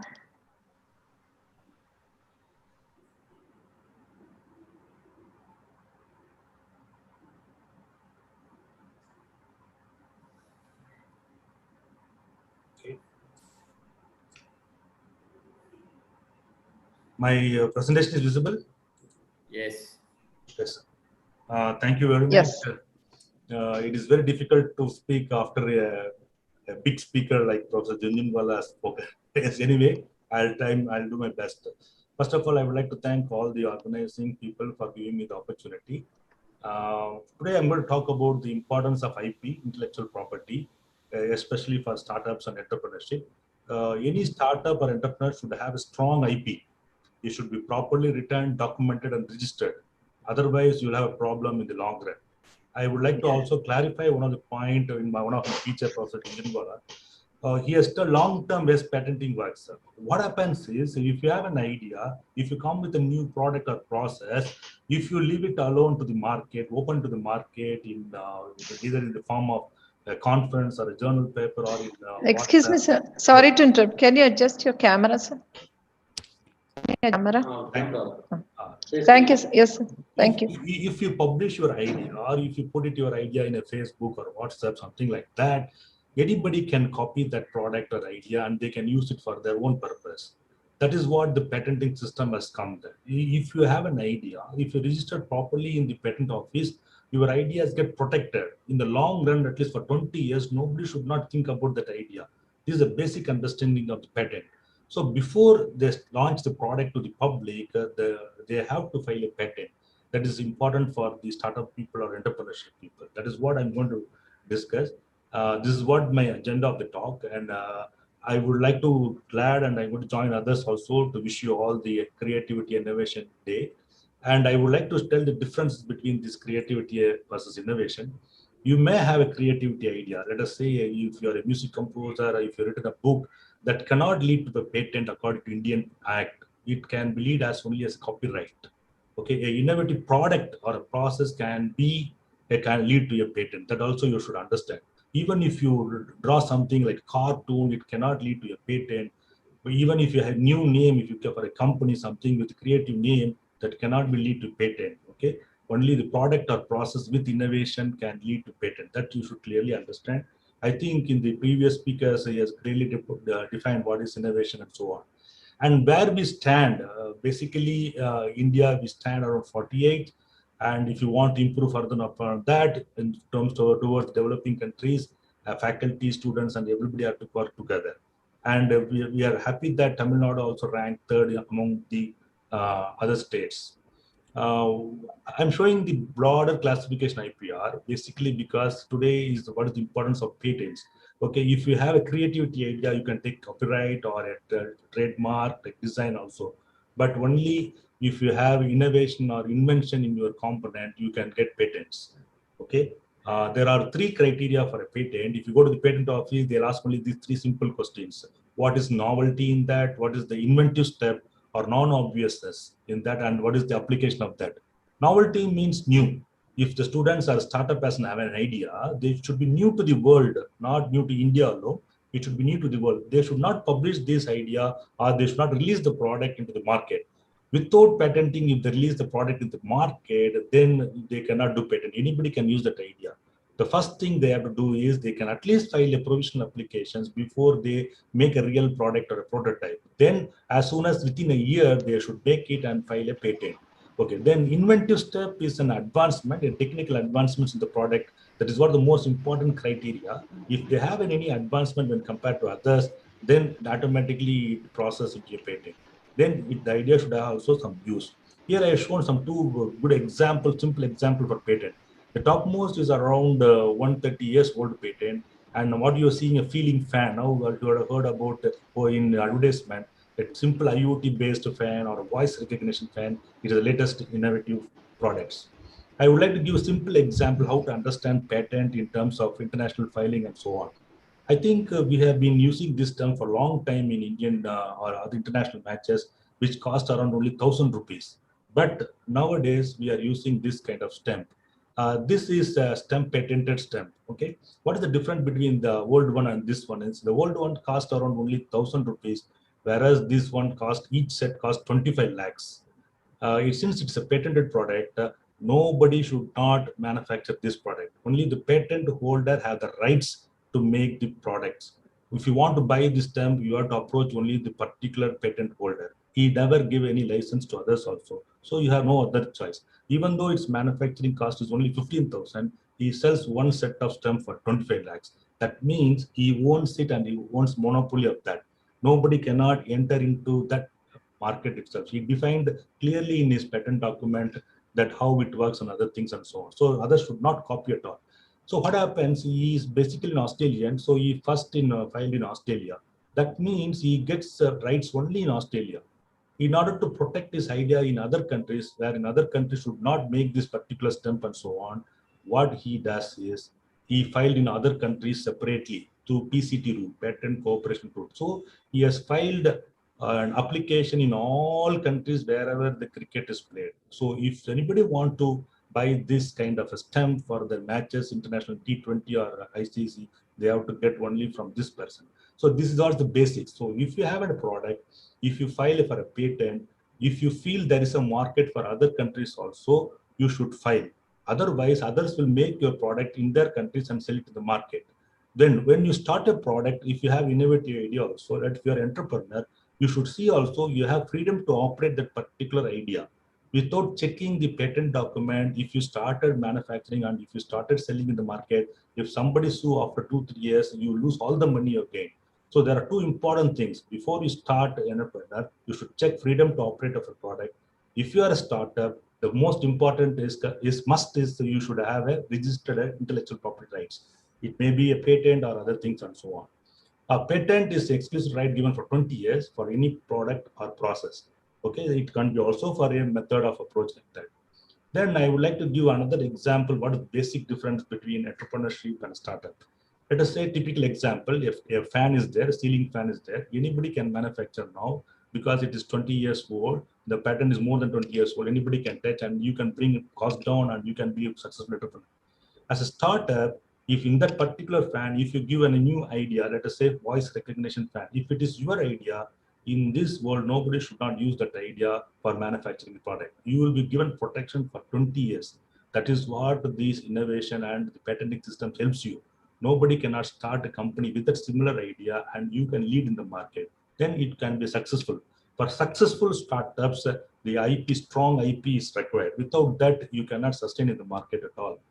And patent is given by the government of India for any owners or applicant. We call it as assignee, and it is for 20 years. But it holds, you get holds right only in India. If you want to protect in other countries, you have to apply separately. And if you are applied patent, you have a rights which nobody third party cannot make that product. Then you can make or use or sell, and you can also give license. Okay.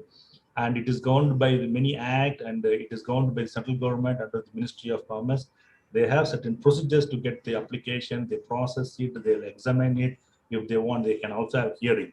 If it is successful, they'll check only the 3 criteria like novelty, inventive step, and applications. And there are certain forms to be filled, and these are techno-legal document. It has to be prepared by the expert. If you write and simply give, it will not be successful.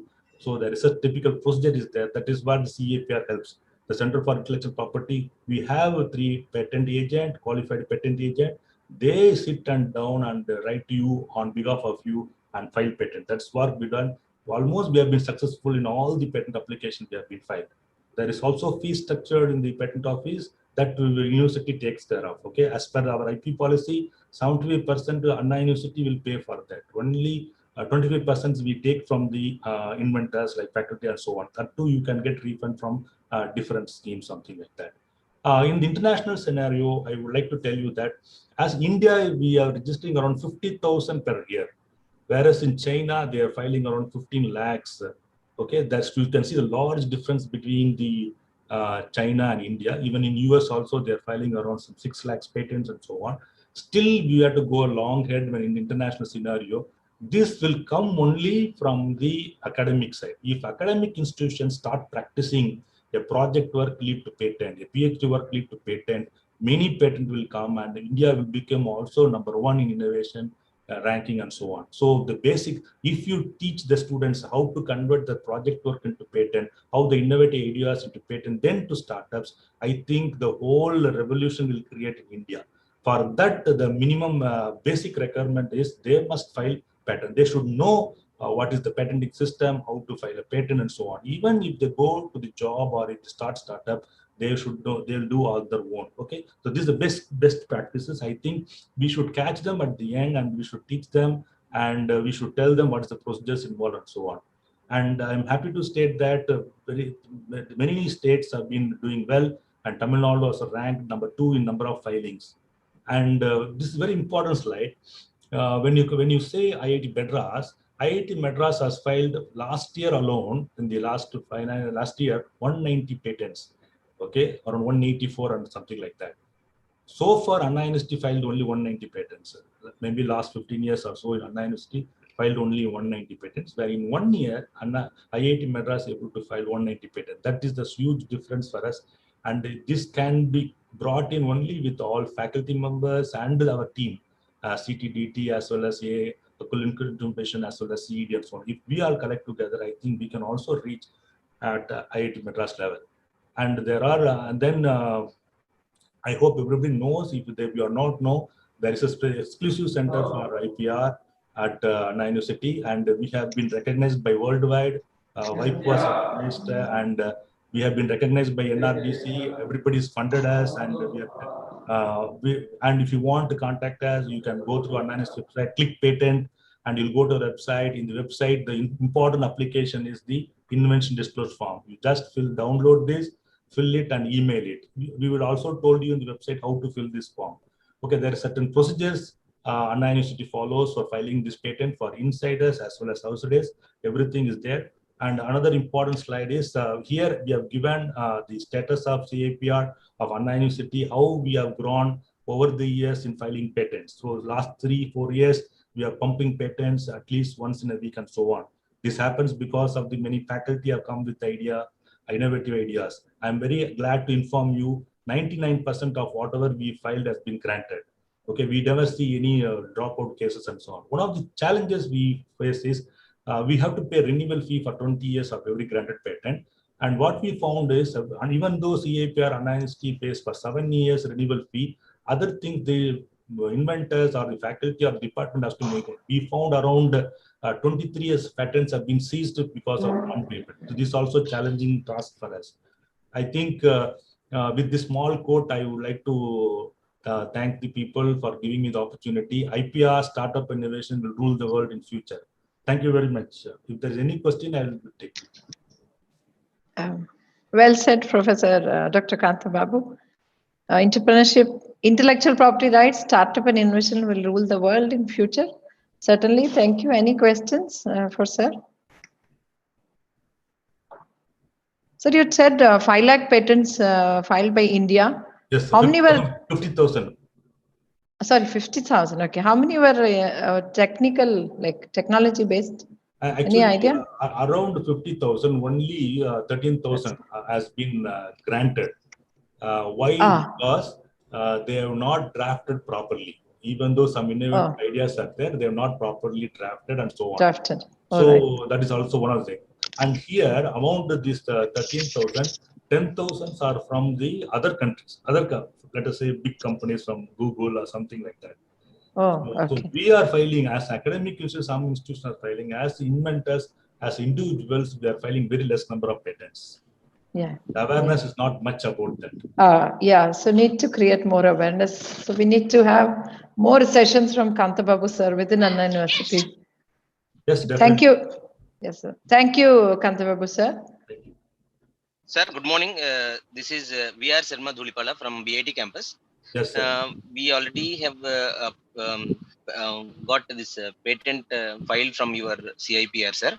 Thank you. From BIT campus on fish pond automation. Yes, it is filed in the year 2019, sir.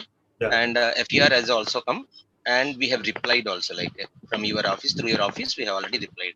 But so far, the status is the amended application only.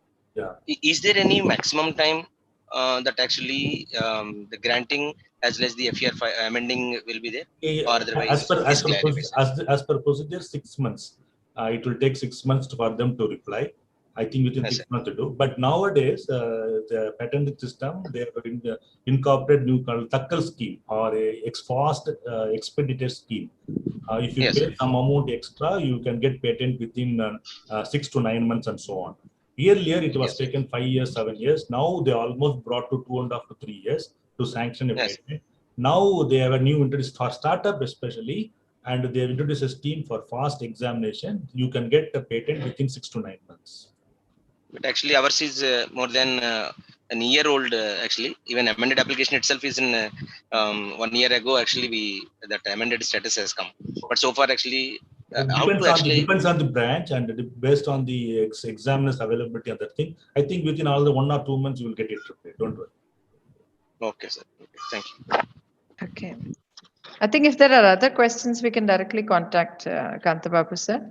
So now we begin the technology showcase, for which I call upon Dr. N. Balasubramanian, Additional Director CTDT, to chair the session.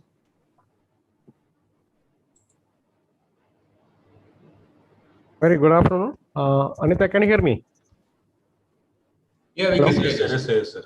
Okay, very yes, sir. Bob, sir, you please stop staring your screen. Yes. Before starting the session, I would like to have a few minutes about what we are doing at Center for Technology Development Transparency. Can I have the sharing of slides? So you want the slides, sir? It's here. Okay. Can you see the slides? Very good afternoon, and I'm thankful to the other fellow research centers, CED, incubation centers, who come forward to organize this Innovation Day in a grand manner. On behalf of CTT, we extend our thanks to our Dr. Saravanan and incubation center members and their team.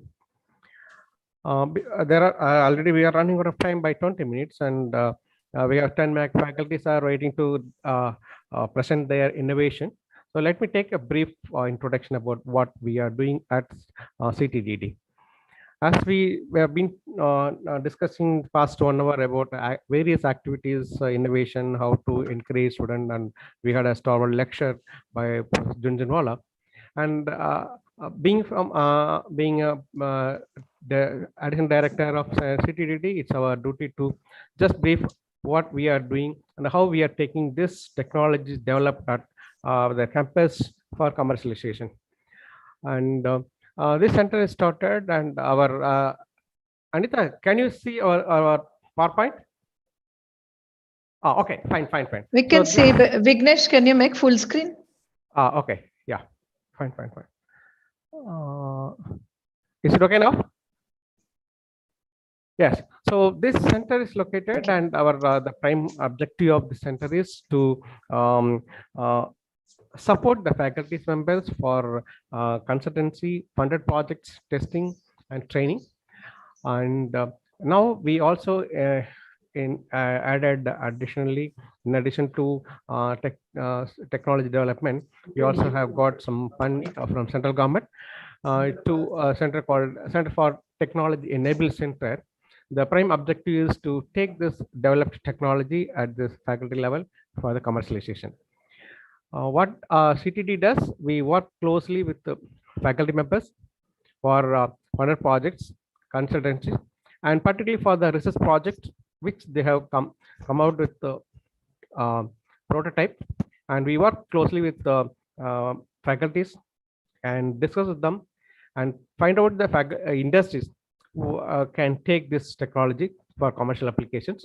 We make a bridge between the prototype to commercial applications. In this way, we just started working with the prototypes developed in-house. Now we are also planning to extend for our affiliated colleges and other our research centers. Here, what we do here, I said, we just work with the data because this center is nodal office for entire funded projects being consultancy and testing being carried out in our universities. There are several hundreds of funded projects, equal number of consultancy being carried out every year in this campus.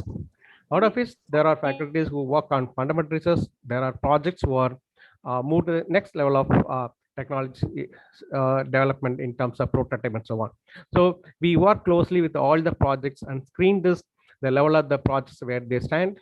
And we find if the project is in the level of a prototype and ready for commercial applications, we pick out those projects and closely work with the faculties and find out the readiness for commercialization.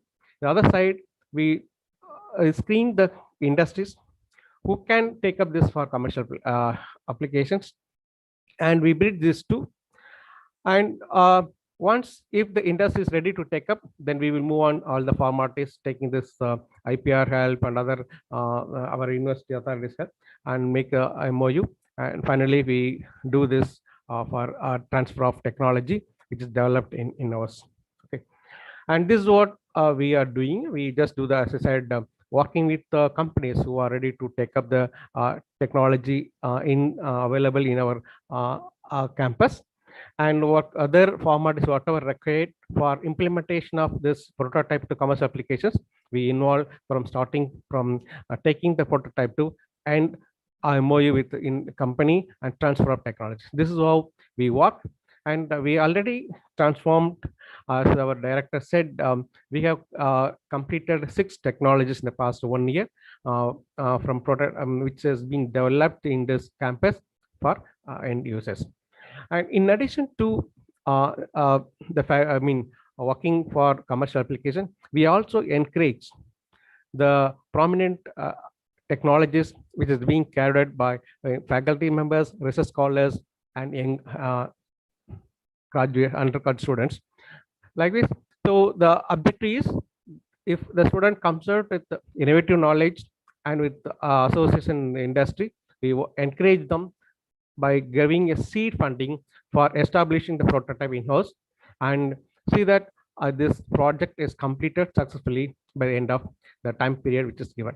In this way, we have, in fact, there are quite a number of projects which a student could able to bring out through this innovation. We are continue to funding the research scholars and undergraduates who come out with innovative knowledge, and possibly they can spend time to bring out whatever the idea they have it in their mind. Right. This is what actually, as a Center for Technology Development Transfer, along with TC, we work at present. We are concentrating on the prototype developed product for commercial application. The other side, we encourage faculty members, research scholars, and students to come out with ideas. And if any help is required, the center is ready to support them. All means to make this laboratory to prototype level. Then the prototype is taken to the commercial application with the help of TEC. With this, I come to end of our presentation from the activities of TEC and Technology Development Center, and over to Dr. Sangeeta. If there is any clarification, we are ready to come. And those who are interested to know more about, just go to Anna University Technology CTDD. We have complete information and including our contact address and phone numbers. Thank you. Thank you, sir. Go to Anika. Thank you, sir, for giving insight into the technology development, technology transfer process. So, may I now call upon Mr. Vignesh, the Technology Commercialization Officer, to moderate the session? Sure. So, thank you. Thank you. Thank you, Sangeeta. Sir, can you just stop sharing the screen? Yes. Sure.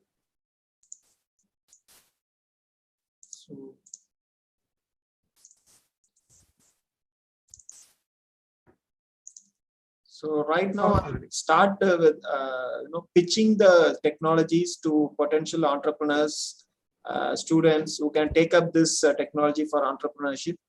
So, I mean, these are some of the potential technologies we have available with various stages in terms of technology development. I should also mention the stage upon which the technology is currently being there, and then how to take it forward. So everything would be explained right now. Let me start with the freshness indicator for meat packaging. So this technology has a potential for world over marketing, actually, because it's one of its kind, and the problem right now is it is in the TRL level 4, meaning it is validated in the laboratory level, and any students or any company wanted to take it up further, they can take it up and then proceed with the technology complete product development and a business model as well. So hope you could see the screen, right? Yes, Vignesh, just full screen it, please. Yeah.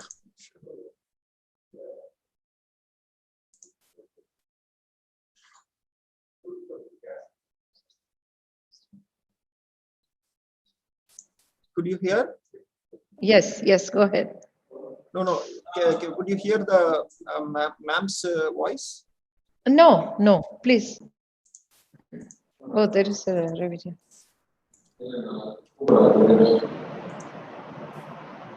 Just a second. Please play from the beginning. Sure. I'll do that.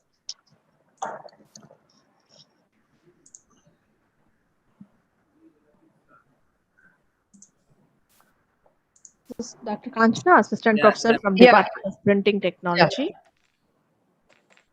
About the freshness indicator labels we have developed in our lab. This project is jointly done by me, Dr. B. Kumar, and Dr. Usha Anthony, Madam of Food Technology Department. The background of this work is, as you all know, meat is highly perishable due to the high moisture content. Even if there are small temperature fluctuations in the storage, the microbial growth will be higher, and there is no means to check whether the meat is safe enough to consume or not by just looking at the expiry date on the outside of the package. You need some mechanism to check the state of the meat inside the package. So this is where the freshness indicator comes into play. Freshness indicators are visual labels which will change its color based on the freshness of the meat. So here we have taken myoglobin as our indicator material, which will change its color on reaction with hydrogen sulfide. Hydrogen sulfide is emitted when the meat deteriorates due to microbial growth. Okay, so you can see the color change. This is the freshness indicator label without any exposure to H2S, and this is the color change which is achieved after exposing to H2S, and this is the spectral reflectance diagram of the labels before and after exposure. So you can see a visible color change, which consumers can easily find out whether the meat inside is fresh or not. The key features of this project are we have used only bio-based materials for developing this material, namely myoglobin and chitosan, and these labels are fabricated by inkjet printing, so which is a non-contact printing method, which can be safely used to print on packaging materials. Even in the packaging line itself, it can be attached, and the labels can be fabricated on the packaging material before packing your meat. So the current stage of development is still in laboratory prototype stage. There are still a lot of work to do. The market potential is this project can be, these labels can be taken up by many poultry meat manufacturers who are abundantly present in southern part of India, and meat traders, retailers, like you can see now many shops who sell meat in online mode. Okay, so by incorporating this freshness indicator in the meat package, they can assure the food safety, and this can be used for their brand promotion that the meat is fresh. And the advantages are, because we are using inkjet printing method, this can be used for mass fabrication. This label can be fabricated in large numbers, and this uses a bio-based and biocompatible materials, which is good for food grade. And as I told you, the application is for meat packages. So you can see the stages in which we developed this. We first formulated the bio-based materials, which I've told you, into printable inks. So we need certain physical characteristics for inkjet printing. So we added some additives to make it jettable, and then we optimize the inkjet printer, the parameters, to make it a consistent printing format, and then we created the freshness indicator by optimizing the number of layers, the spacing, all that.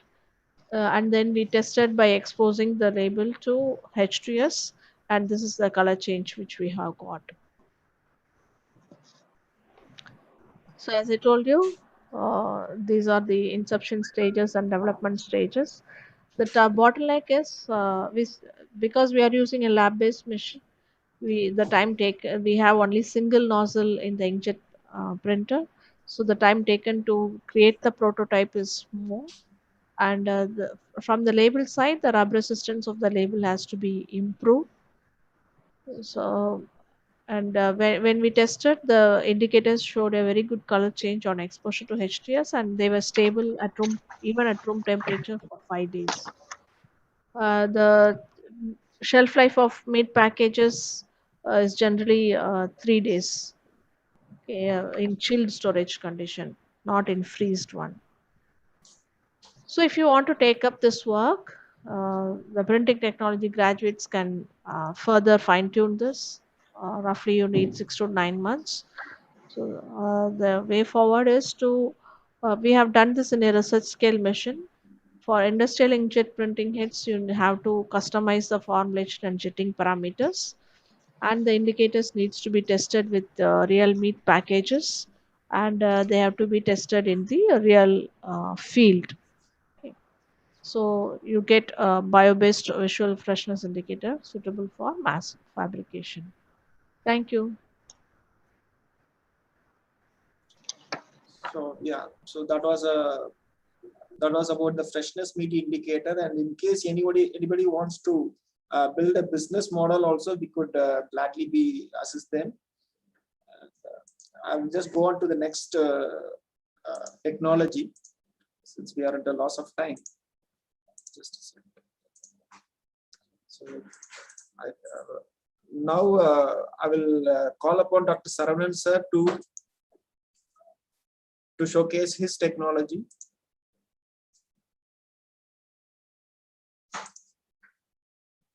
Sir, Saravanan sir. Hello. Yes, good afternoon. Yes. Okay.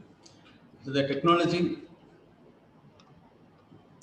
what I'm going to showcase is on the solar domestic dryer. So this solar domestic dryer is mainly designed to remove the moisture content of any product to keep the product for longer shelf life. The TRS level is at the level of 8. That means the system has been developed, tested, and it is ready for commercialization. We have tested many products with a higher moisture content up to 94%, like a tomato, we got the final moisture content of 6.4%. In the coconuts, about 43% to 7.84%. Anything that is less than 10% as a final product is acceptable in the drying market. Okay. So this particular product is a domestic solar dryer is of good interest because of hygiene home-based food products are very much in demand because of the COVID situation. Now everybody at home, they want to prepare their own material, want this one. So this product has a which has a capacity of 2 to 5 kg capacity. You can make your home product at your home itself. Okay, so this technology is a solar thermal dryer with integrated thermal storage system. So that will help to have a uniform drying of all the products, and also there is not necessary if the product is not dried within 8 hours of a day. They said the product can be kept in the same dryer because of inbuilt thermal storage system.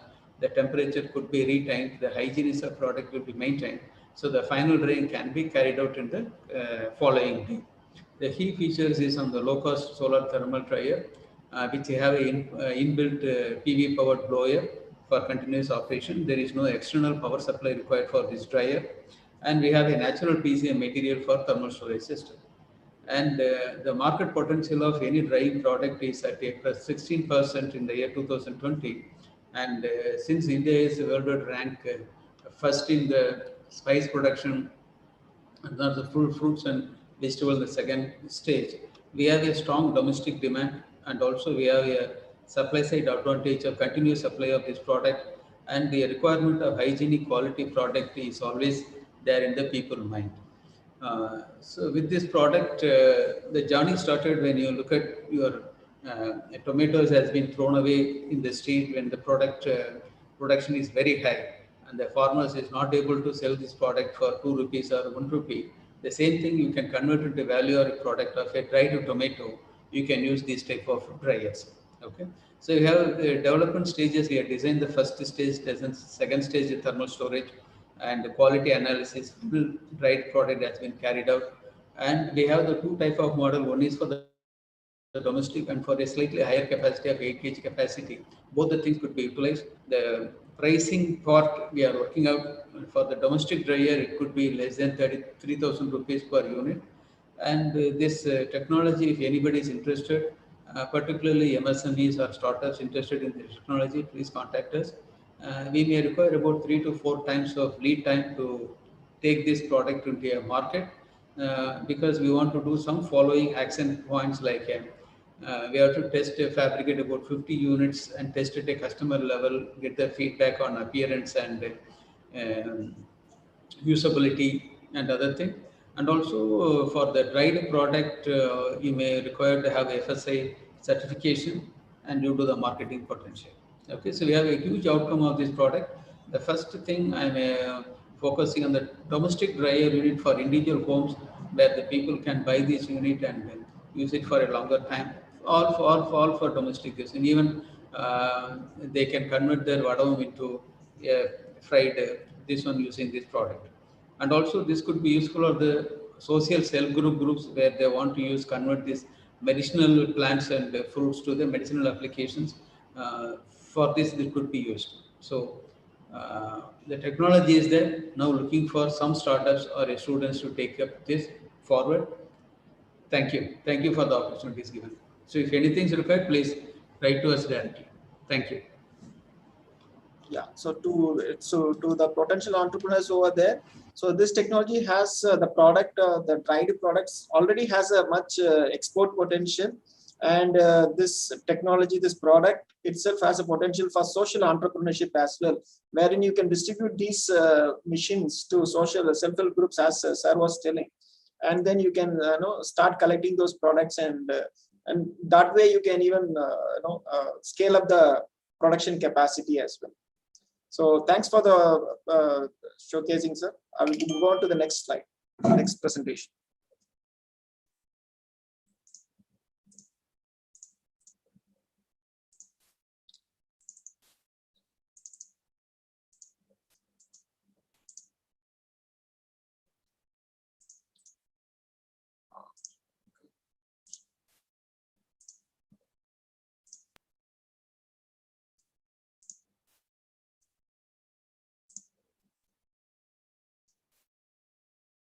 Can you hear the voice, man? Yes, Vignesh. No. No, not the recording. No, no. Okay, just a second.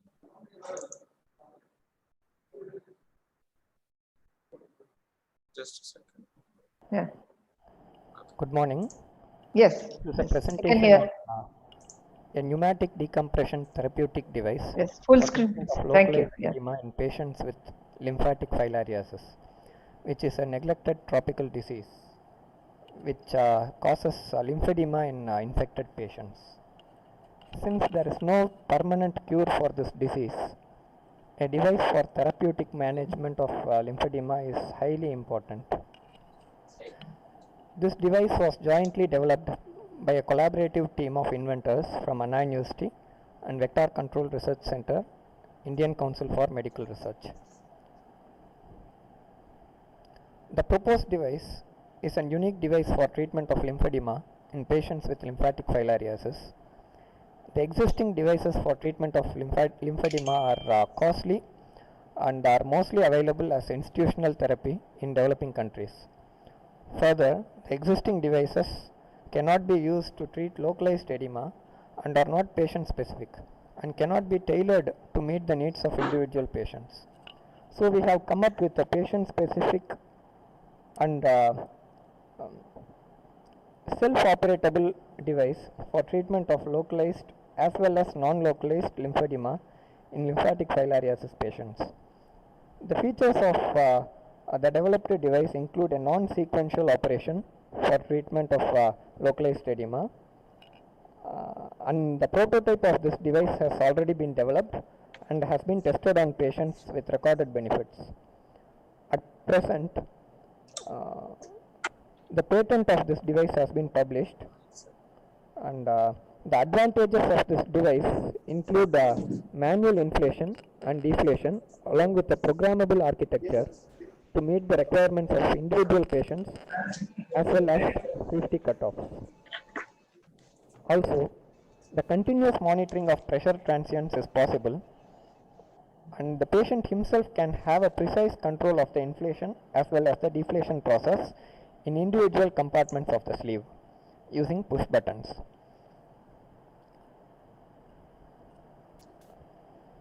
Thanks for listening to this presentation. So I will just brief about this technology as well. So the imported cost, the comparative imported cost of this device will cost around 1.25 lakh rupees to be precise, I guess. And it has a good potential. Of course, it has a niche market and it has a good potential as well. The technology is completely ready, and I mean, anybody can come and test it in our center, I mean, in our MIT campus, and then they can take it up further as well. The interested companies can come forward. Thank you. We'll go on to the next technology.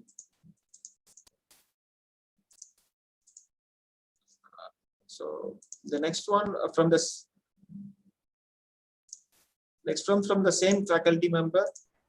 He has actually made a beautiful rotary tool.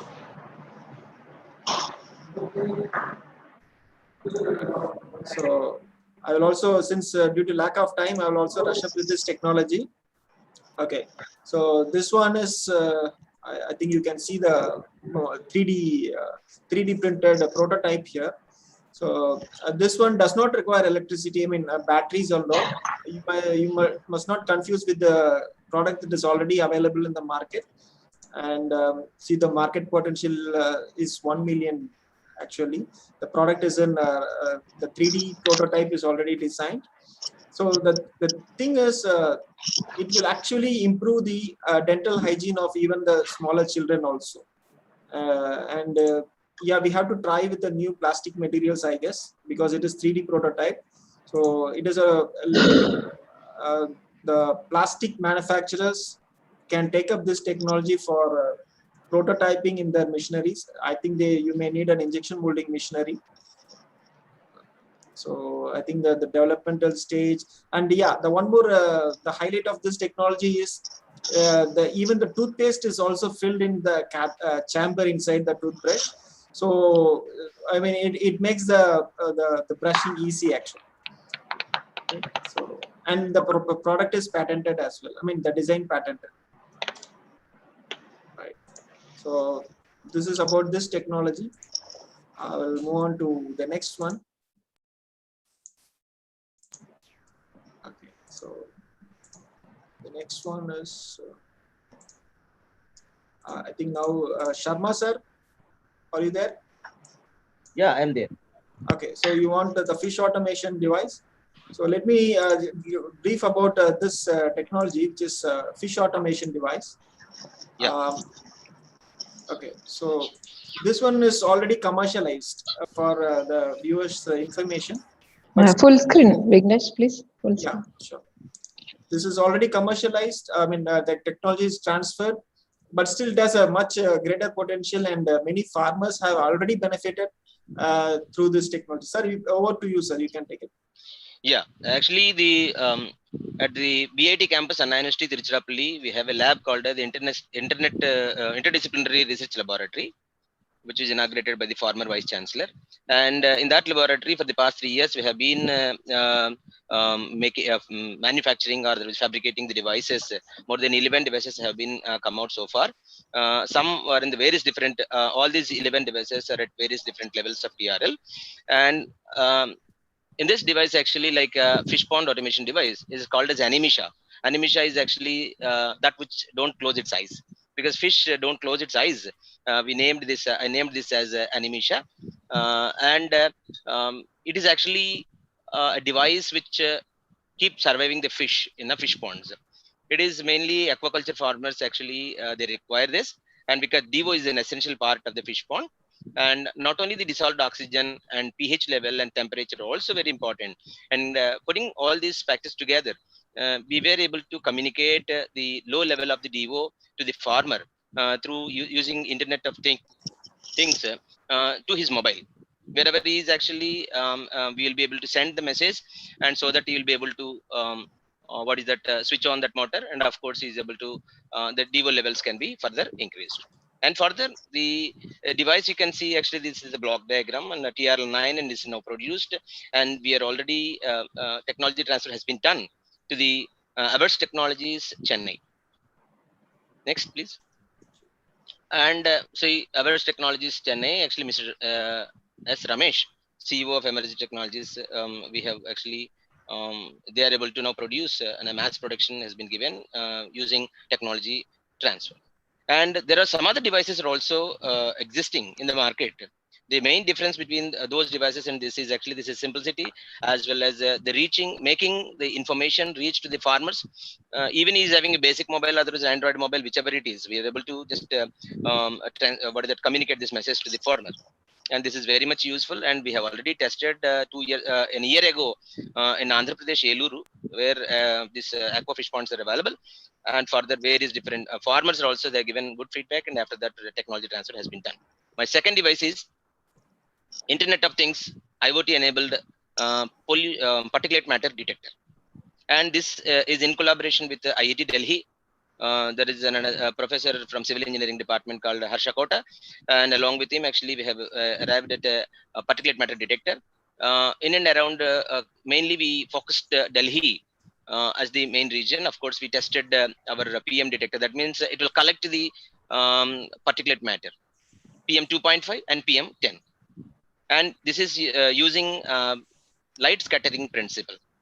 And design, we actually, the various different factors such as PM10 and PM 2.5 and PM10 can be collected. And further, we have also arranged, this can be kept on the top of a car. So that actually our plan is when we are going for the technology transfer is to make all these devices appearing on the top of a car, otherwise wherever it is actually the owner of a car accepts. And this we are trying to do, and along with the IIT Delhi, and now I'm working. The technology is now already is ready, and prototype has been done and is available for showcase, and if anybody interested. And of course, such devices are also available. You may ask me, such devices are available or not? Yes, they are available, but actually this is the cheapest device, coming below 5,000 rupees. And estimated time of this actually is 4 to 5 months. We're able to bring it. And further, the design and fabrication of this is already been done and tested in Punjab Pollution Control Board as well as CCMB in Delhi. in the DST, the front entrance of the DST, you can find our device installed. Those who are interested can contact me. So Thank you. This device has a potential to be sold for pollution control boards way across the world. So they must be, for them, it is a helpful device. Actually.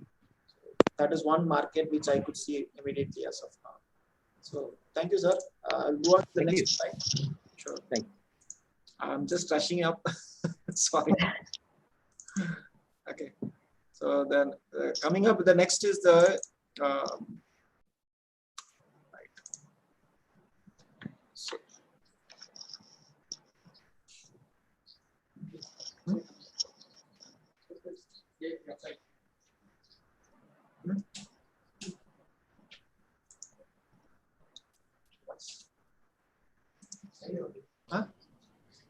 Vignesh, move faster. Time is running. Can we have the next one, Vignesh? Oh, okay, okay. No, it's there. Just a second. Can you share the screen? Yeah. Sure. Because already it is 1:10. Yeah. 10 minutes fast. Sure, sir. Share the entire screen.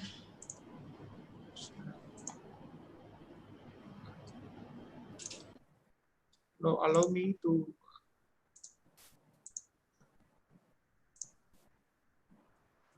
No, I couldn't share this.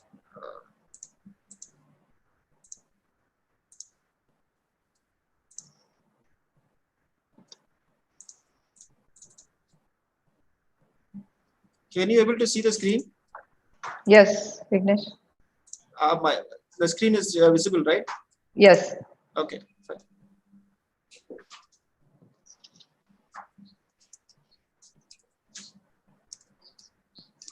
We can't hear. Vignesh, please increase the volume or something. Sure.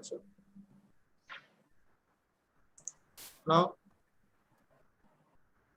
No, not yet. No. A huge difference to Yes, our environment.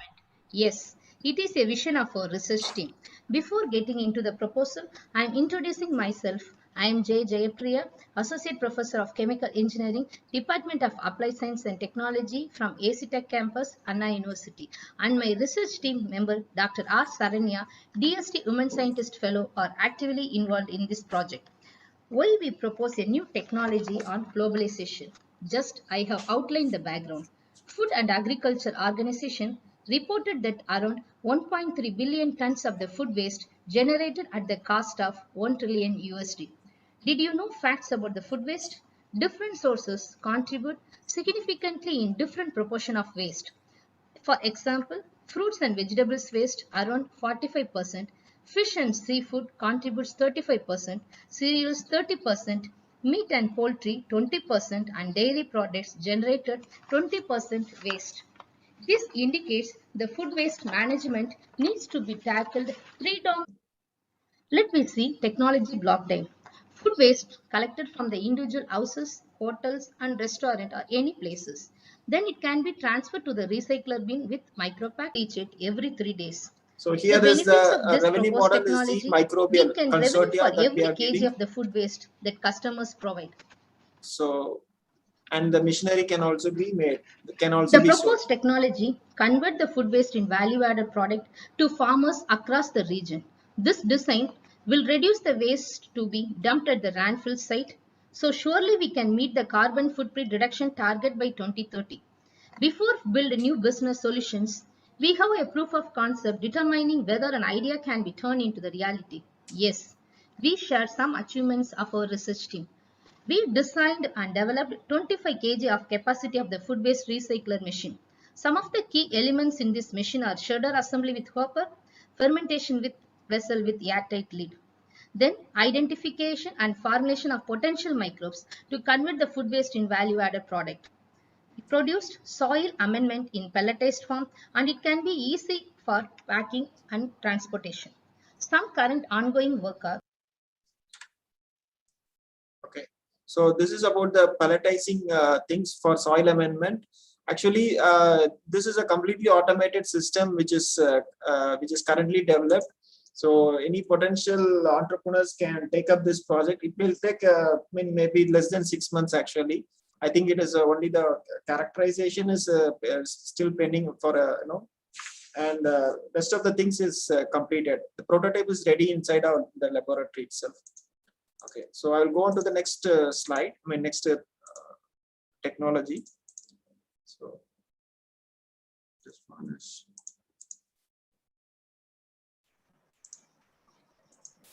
So yeah.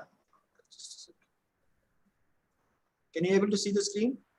Yes, please full screen. Okay. So. Okay, good afternoon. We can hear.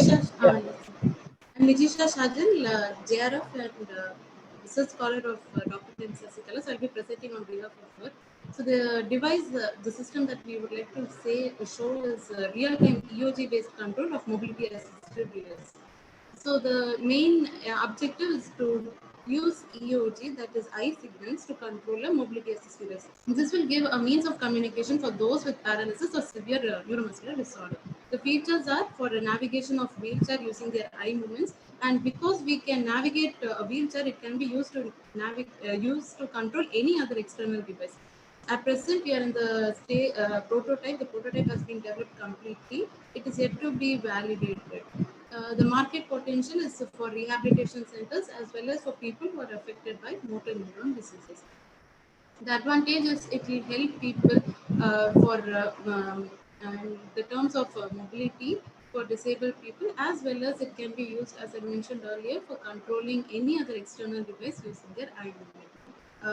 The other applications are like it can be used for prosthetic devices, cursor movement, robotic devices, as well as any other exoskeleton.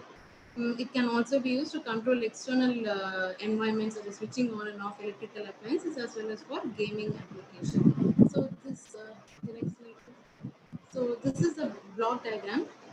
EOG signals are the signals that we get when a person moves their eyes. So that is being acquired using a data acquisition system. The whole hardware was developed by us.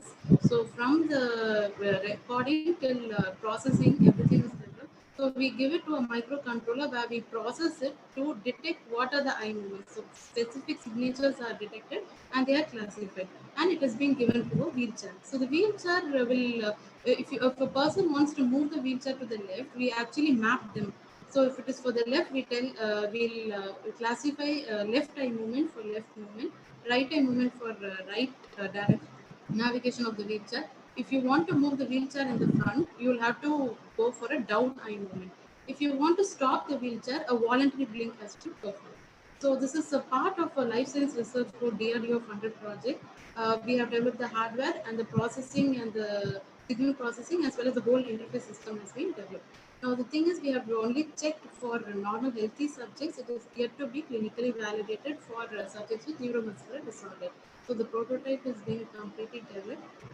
Who are eligible to work upon is any industry who is willing to collaborate for technology transfer and approach, as well as clinicians to validate the developed system. Action points are product engineering of the developed system, as well as the clinical validation. Sir, I have a video. Do we have time to present that? Hello. I'm sorry, ma'am. We are running out of time actually. So some more technologies are in the pipeline. Okay. Thank you, ma'am. Ma'am, you can share it to us, and we will share it to the interested persons, ma'am, later. Okay. Yeah. Thank you. So another is the bouquet of technologies from Dr. Arivalli, sir. So he is presenting 3 technologies simultaneously. Sir, are you there, sir? Hello? Can you see the screen? This is Professor Arivalli from Crystal Growth Center, Anna University. We are presenting our research-based project development done at the Crystal Growth Center after 5 years of research efforts. Thanks to the DST for funding the research under OSA scheme, and also Anna University for the support. The details of the inventions will be presented by my PhD student, Ms. Preeti Ramdas.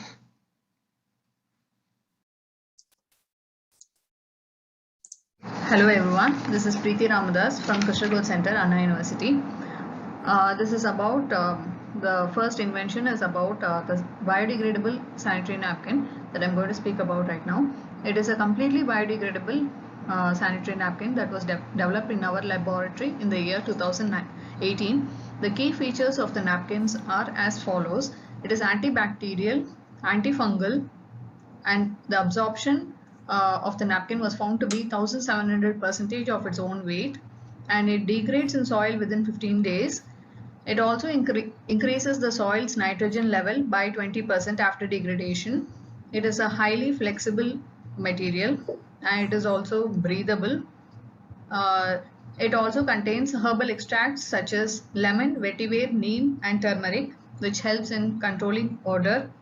The patent for the same has been granted. It is also a very skin-friendly napkin. Hello everyone. Hello everyone. This is about bio.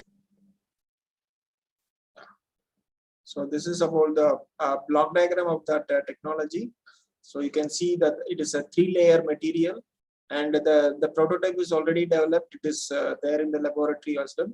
And one of the highlight of this technology is it is very quickly biodegradable, and it actually acts as a fertilizer also to the whenever you just dump in as a landfill, it actually degrades very quickly, and it is good for the plants as well. That is what they proved it actually. And I'm going to their next.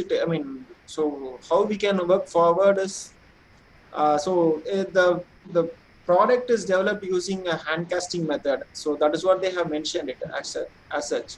So they need to find a way to make the cellulose films quickly and design a way to get them dried as quickly as possible.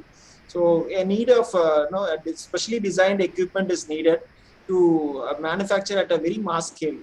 Okay, so this is the little drawback, but still it can be taken up by small companies. So who will be interested. I think yeah. So the next technology is about sweat-based alcohol sensor. Glucose monitoring sensor. Sir is there? Sir? Hello? Hello everyone. Yes. Now we are going to develop sweat-based, non-invasive glucose and alcohol sensor, which has been developed by our laboratory in the year 2019. The key features of this invention are as follows. It degrades in soil within 15 days. The lowest detection limit is 0.4 millimolar for glucose and 0.34 millimolar for ethanol. And it is a highly flexible material. It is a single-use disposable wearable sensor, and it is of low cost, and it is very skin friendly. It can detect glucose and ethanol from human sweat and hence does not require pricking. 45 seconds. So this technology actually is one of its kind, and as such there is an upcoming market for this kind of non-invasive sensors.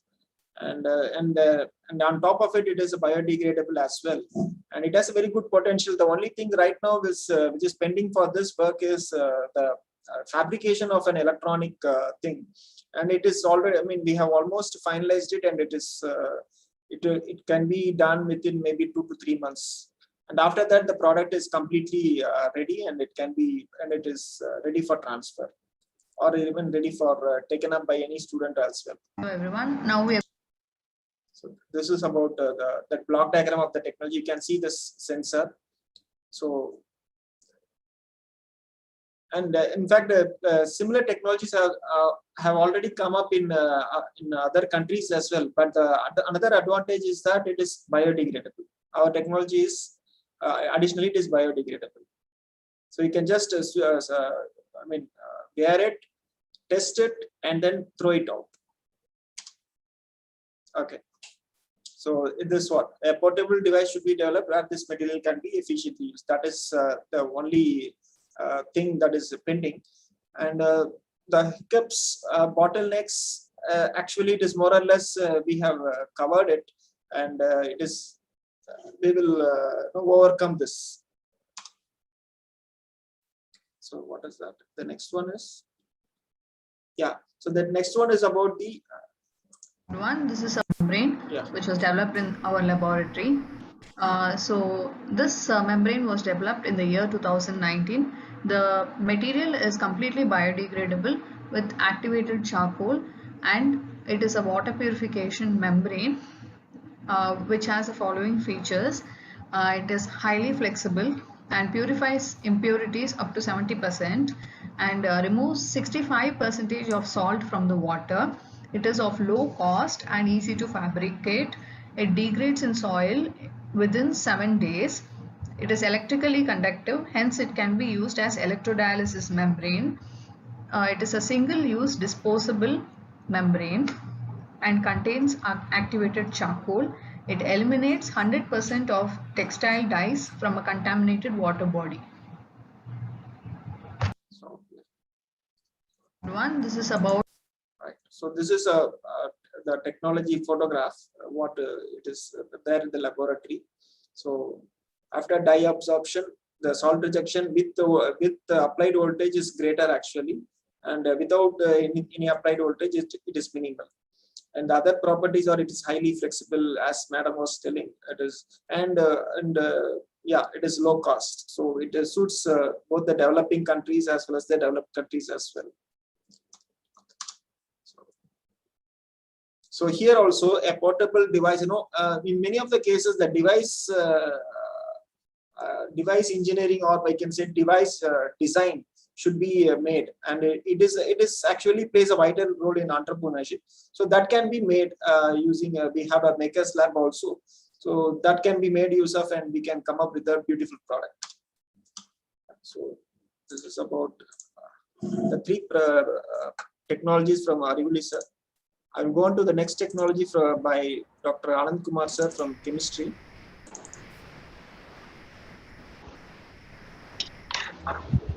Sir, are you there, sir? Hello? Yes, sir. Can you hear me? Sure, sir. Yes, sir. So very good afternoon. First of all, congratulations for having organized such a wonderful program. So this technology is for the making of bio-based abrasives. And the previous speakers told about biodegradability. Actually, nowadays, each product made, what is the carbon footprint that comes out of the product is very important. So because that has a great impact on the environment. So because of which the product is made. As of now, the abrasives available are synthetic based ones. So the major drawback is when these abrasives are made, they are synthetic. So what happens when they are applied on a craft paper, the paper being non-degradable becomes non-degradable. So that's a major issue. So after the issue, the coated abrasives cannot be undergoing degradation. Therefore, what we thought, why can't we use biodegradable polymer or bio-based polymer? So bio-based polymer is the one where a significant portion of the carbon is made from agricultural feedstock, and it discharges 0% of CO2 when it degrades. So keeping all the things in our consideration, we developed this particular product. It's a coated abrasive, and as I told you, which is used to degrade under the soil. And we have made use of bio-based polymer for the fabrication of coated abrasive. Therefore, an abrasive is nothing but it is used for cutting and grinding operation, wherein abrasive particles are attaching to flexible materials like paper, cloth, or vulcanized fiber. So that's the coated abrasive, which is used for cutting and grinding operation. So bio-based coated abrasives are fully degradable in our case. And key feature is it offers barrier properties. So when the bio-based material is coated on craft paper, it offers excellent barrier properties, which is ideally required for industrial products. So in fact, we have given our polymer and we coated the polymer on craft paper. In fact, Carbondum Universal, who came forward, and we have a prototype. We run this material using their process, and we were able to make wonderful products out of them. So the stage of development, prototyping stage, and we have also filed a IPR, which is under drafting right now. And you can see the market potential. It is about 46.4 billion in 2020 to 58 billion in 2025. So the another advantage is that the conventional coated abrasive coating thickness is very high. Therefore, that increases the cost. Whereas in our case, we were able to reduce the coating thickness substantially, which comes around 9 GSM. And again, the product is degradable after use, and it is sustainable and biodegradable.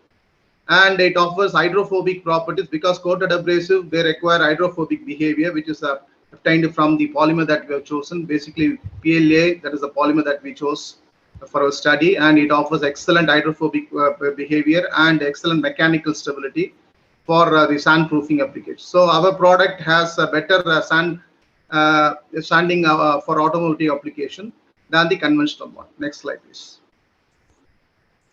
Can I have the next slide? Yeah, so this is what we have done. So this is how a coated abrasive is made. You have a barrier coating, which is normally done using synthetic materials like alkyds or varnish and all. So what we have done is we have replaced the synthetic material with the bio-based material, thereby retaining the degradability of the paper on which the grains are coated using a glue or adhesive. So this is the product that we have made. Next one. Okay, and we have also studied the performance of this material by an abrasive action, and we were able to get excellent properties. As I told you on your right hand side, this product we have given it for QME, and then we have run the operation using their procedures, and we have got excellent product. The next one, please. Okay, so the eco-friendly products can be realized by means of bio-based materials, and to the best of our knowledge, we are the first one to have explored a possible use of use PLA as a barrier coating for craft paper. And it is made using simple, straightforward method, casting method. And the bottleneck is the bio-based polymers are expensive. However, PLA-based polymers are less expensive among the bio-based materials. Technology way forward. A skilled person having knowledge on polymers will be eligible to work, and the estimated time is 6 months. You can see from the action plan, we are able to develop coated abrasive having very low coating thickness, and they are ideal alternatives to the conventionally used coated abrasives. And potential outcome, they are bio-based coated abrasive and packaging materials can be obtained from this. And thank you. Thank you very much, sir. Thank you for your cooperation. So, I think it has a very great potential as well, sir. Bio-based abrasive, and it is very nice to hear that one of its kind has come up from Anna University. Yeah. The main advantage is it discharges zero CO2 to the environment. So nowadays the carbon footprint is what is very much need of the hour. So every product should have this carbon footprint. So in our case, it is zero. Okay, great. Sure. Just a second. I'll share this. Yet another. Are you able to see mob scope? So this is hi friends. Another okay. Hi friends. Good morning. This is Karthik. Presently, I am a teaching faculty in Department of ECE, College of Engineering and Analytics, India. This is actually an instrument, mobile mob scope. Mob scope is nothing but mobile microscope. So first of all, I like to explain the design of this mob scope. This design was done by myself and my guide, Dr. S. Muthan sir. So this was done with the collaboration with Appasamy Associates, who is the manufacturer of this equipment. So mob scope is nothing but mobile microscope, as I said earlier. So first of all, I will tell the equipment details. So here there is a knob where we can adjust, and there is a light coming from the down, and here there is an LED which is battery backup. So we can use this equipment, and here is there is a charging holder, so we can charge it, and after full charge we can use it for around 8 hours. So here we can adjust the illumination. We use 4 filters here. One is white filter, another one is yellow filter, another one is blue filter, and green filters. So we can use for multi-purpose, and this is actually an important special feature of this mob scope. Mob scope actually has a mobile phone and the eyepiece and objective lens and the blood sample slide, and here there is a filter and followed by that blood smear slide, and from there it goes to the objective lens and from the objective lens there is eyepiece, and we can view it in the camera. Here there is a knob. This is nothing but the on off switch from where the light, and here there is different types of filters, and I am placing the blood smear slide here. So there is a lock for locking the blood smear slide, so to avoid the shake, and here there is a knob where we can move this slide this side up to 3 horizontal movement, so we can move the slides vertical. Objective lens, so upward and downward movement, image gets enlarged. So these are all the features. So now coming to the image, I hope you can view the image here. Adjusting the objective lens, be able to get a image like this. So this is a parasite image. So this is got from this blood smear slide. So we can adjust the filters, so that you can see. So this is green filter. So there are 4 types of filters. We can use any mobile phone and we can take the image. We have developed a Mobscope app, mobile app, and in that we can take the image and you can load the image and you can get the results based upon the classification of RBCs, WBCs, parasites, and different types of shapes of the cell. So with that we can send that image to the doctors. And I like to thank Appasamy Associates who have manufactured this hardware at biochemistry, Stanley Medical College. Finally, I'd like to thank my guide, Dr. S. Muthan sir, for giving me this opportunity to do this research work. Yeah. So this is actually an excellent, portable diagnostic instrument wherein we can use it for malarial detection, even for rural areas actually. And extrapolating this technology, we could extend to other blood-based diagnosis as well. So with this, okay. So with this, I will move on to the next presentation. Okay. So as such, I love to have a thorough discussion for each and every technology, but due to lack of time, we couldn't do it. I'm sorry for that. Hello, everyone. Just a second. Yeah, we can hear. You can hear it? Okay. Yeah, go ahead. The project titled Development of a Device to Sustain the Fitness of an Individual Utilizing Nadi. I am Dr. Dijay, and I am an assistant professor in the Department of Computer Science and Engineering, Anna University's regional campus at Tirunelveli. Technology. First, the background. Siddha medicine is the traditional system of healing that originated in South India, and it is considered to be one of India's oldest systems of medicine. Siddha medicine employs a variety of herbs and minerals, many of which are developed in the ancient past under earth and water. In a healthy body, these 3 humors are in the ratio 1:1/2:1, and the body is said to be in equilibrium. It has been reported in Siddha texts that any imbalance in the equilibrium of the body can be balanced with appropriate food and physical activity. Siddha medicine thus promotes the natural way of healing and healthy practices, and the speciality of it is that it is without side effects. Siddha medicine being the oldest healing and a safe way to healthy living as prescribed in Siddha's texts. To stay fit. Every individual is unique, and so the diet to be adopted and the physical activity they can perform may vary. The body's condition should be studied before a recommendation of physical activity or diet is made. Elderly people may often find it difficult to visit a physician and to get recommendations and stay fit. Hence, people need an in-house solution. Repeated clinical tests and harmful drugs further pose a lot of hardships, and the health condition gradually deteriorates. Of this device include predicting accurate Nadi, standardizing the Nadi diagnosis by combining experts' knowledge and information technology, and providing suggestions, that is, a non-invasive solution on diet and physical activity in order to maintain the body, whether the body is in equilibrium. The stage of development. The proposed technology is at its pilot scale, and the setup is employed in Siddha Medical College, Palankotai, where validation has been done with more than 100 patients during every run. So in this regard, an Indian patent has also been filed and the application number is shown here. Summarized as follows. The device could predict the noddy accurately.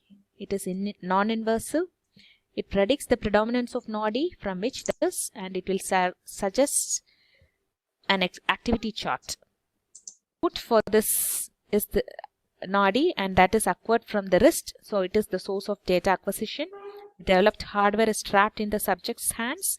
According to Siddha's text, left hand is used for acquiring noddy signals in case of male and right hand for female. So the device acquires noddy as a continuous waveform, which is nothing but the blood flow rate. It will acquire the openly available noddy of human beings accurately as that of an experienced Siddha practice of noddy. As the signal contains many repeated patterns, its length is large, and some features of the signals are extracted like mean, skewness, kurtosis, crest factor, local maxima, number of peaks, and interpeak distance in the examination period as well. A patient is said to be healthy if the concerned dosha is predominant during the specified examination period. Else, the individual who undergoes examination is said to be unhealthy and there is disturbance in his equilibrium. So the output of the device is nothing but the predominance of noddy as identified by it, and the device would give recommendations on diet and exercise as a chart based on the estimated imbalance of Vadam, Pittam and Kabam. So this slide tells us the journey of the technology and the technology way forward. This was incepted in 2016 and the development stages include in order to take it to the next step. And who is eligible to work upon technologies along with that would be the device with the following qualities. It eliminates inconsistencies prevailing among Siddha practitioners in measuring to use. It is non-invasive. It eliminates the examination of other body parameters. Yeah. So about a small bit about this technology is similar technology is already commercially available for Ayurvedic actually, and this is for Siddha actually. And Madam has actually integrated the diet chart also, and integrating with the doctor's device also. In that way, this technology is actually very innovative and it has a wide potential. And I think we have a business project report also for this device actually. So interested members can contact us to know to have the full view about this technology or the video also. So the next one is I go on to Sandeep sir. So Sandeep sir, are you there? Yes. Okay. So can you just rush up? Sure. So are you able to see the screen, sir? Yes, I'm able to see. Yeah. Okay. Thank you, Ignesh. Yes, sir. Okay, this is part of my project, which was guided by Dr. Vela Murli. Basically, it is about utilizing our waste polyethylenes. So polyethylene is one of the widely used polymers that we come across every day. Okay, right, starting from our carry bags to everything is polyethylene. But thing is that polyethylene is so useful, but it becomes so harmful only because it's not able to be recycled. Though it is recyclable, you don't get good products for recycling. And the source of these waste raw materials also not so good and efficient enough. So this is one avenue where in which you can utilize these recycled polyethylenes for further applications. So you can think of your thermocols, which you see in our day-to-day lives. Okay, so thermocol is used for insulation. Okay, it is a lightweight structure, but still thermocol is supposed to be not eco-friendly. Okay, so it actually takes up a lot of space when it is dumped out.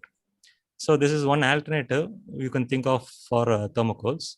So we are actually recovering all the used polyethylenes, recycled polyethylenes, and just like that you can mix it up with the so-called microballoons, using which you can create a synthetic foam. So usually foams that you are actually sitting on, your seats which you're sitting on is made out of polyurethane. The shoe which you're wearing is also made out of polyurethane. And polyurethane is one such versatile material which is used as foam for many applications. The mattresses that you sleep, everything is made out of polyurethane. But the problem with polyurethane is that it is thermoset in nature. It cannot be recycled. Once you make a polyurethane, it's just like that forever. and it also utilizes a harmful chemical which is called as isocyanate. So this technique, we don't use any harmful chemicals. So you are making it out of recycled materials. You can again recycle it for further applications. Okay. So these are actually polyethylene, which has been molded with small micro balloons inside, so that it is like blowing up the given polymer. So your weight is also reduced, and you can also use for other cushioning applications. Okay. So this is the basic block diagram which you can see. You can recover the polymer, blend it with this micro balloons, you get the syntactic forms. And for this preparation, I have not used any machineries, to be frank. So this is already totally handmade, but this can be scaled up for industrial production, for which we may require some 100 to 200 kilograms of material to be processed, so that we can be in a position to finalize with the machine parameters. But as far as now it is concerned, it has been tested and validated for all its cushioning properties, and will be a very economic and viable alternative for recycling polyethylenes. And take this opportunity to thank CTDT and CED for giving me this opportunity to present my work. Thank you, Vignesh. Thank you, sir.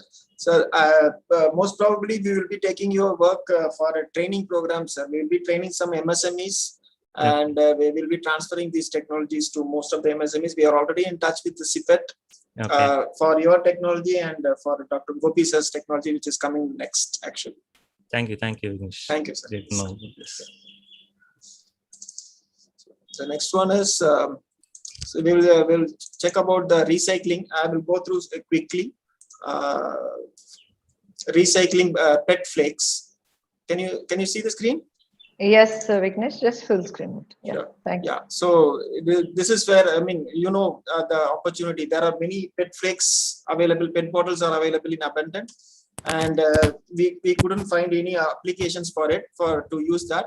And sir, Dr. Gopi sir from Textile Technology, he has actually devised a method to make a composite board. And you can see the composite board along with, he has actually mixed it with the cotton fibers and then made a board which is actually lightweight. And what he claims is the resin used here is very low compared to other conventional methods that is there in the market. And you could see the samples there. So the samples, what I feel is we should increase the aesthetic properties of these samples, of these boards, which can be readily made, actually. That is what he also committed. And this technology is also made using hand casting method currently. And though it has a very, very wide applications to be used as office partitions, furniture, paneling, and everything can be explored. And similar technologies have already come up in most parts of India. And I think we will be taking this technology and the previous SIR's technology, that is syntactic foam, for mass training programs for MSMEs. So with this thing, I will move on to the next technology. I think that is, two more one. Okay. So this one. This is also developed by Dr. Gopi sir from Textile Technology. Okay. So this is using, what is that? Sutures, blended sutures for medical applications. Okay, so this is actually an indigenous product. We'll be proud to have an indigenous product wherein we are actually extracting a collagen or from animal skin, usually buffalo or cow, and then integrating it with cotton fiber and then preparing a suture. So this is what he has already made it. And in vivo studies have also been done using mice, I guess. Okay, but the thing is that this technology needs validation in a proper clinical environment, and the scale up can also be done. That will not be a big issue. But the only issue is the validation should be done in a clinical environment, which we don't have it in Anna University because it is an engineering university. So we are trying for industrial partner who can validate it and take this product for further commercialization.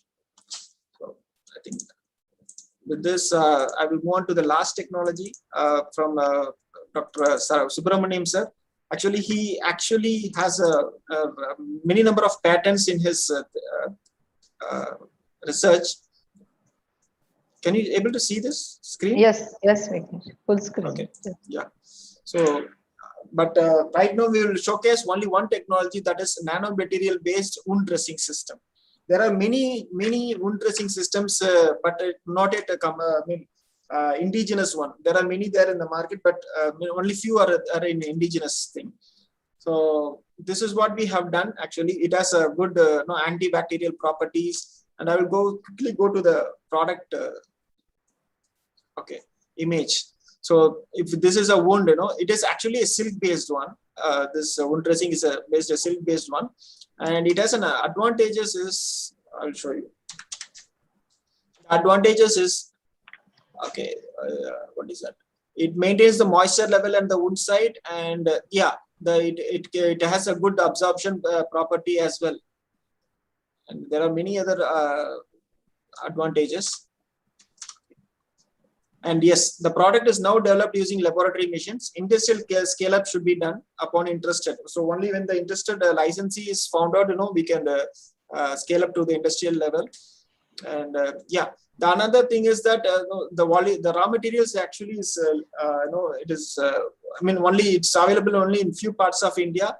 So only when you buy it in bulk, it is commercially viable. But overall, this is actually the wound dressing system is also biodegradable, bioabsorbable actually. So I think we will close with this technology. So anyone who wanted to have a look at the technology, please come and contact us. We'd be more than happy to assist you in the setting up the business and everything. So over to Saravanan sir, Dr. Saravanan sir. Sorry for the time delay, and I don't have any option as well. Thank you, Vignesh. Yeah, Saravanan sir. Yeah. Thank you very much. And it was a nice session, sir. Yes, sir. So I think in Anand, this is the first time 5 different centers has come together and organized this particular program on World Creativity and Innovation Day. So I'd like to thank Registrar Professor L. Karnamurthy for giving permission to host this program. Thank you very much, sir.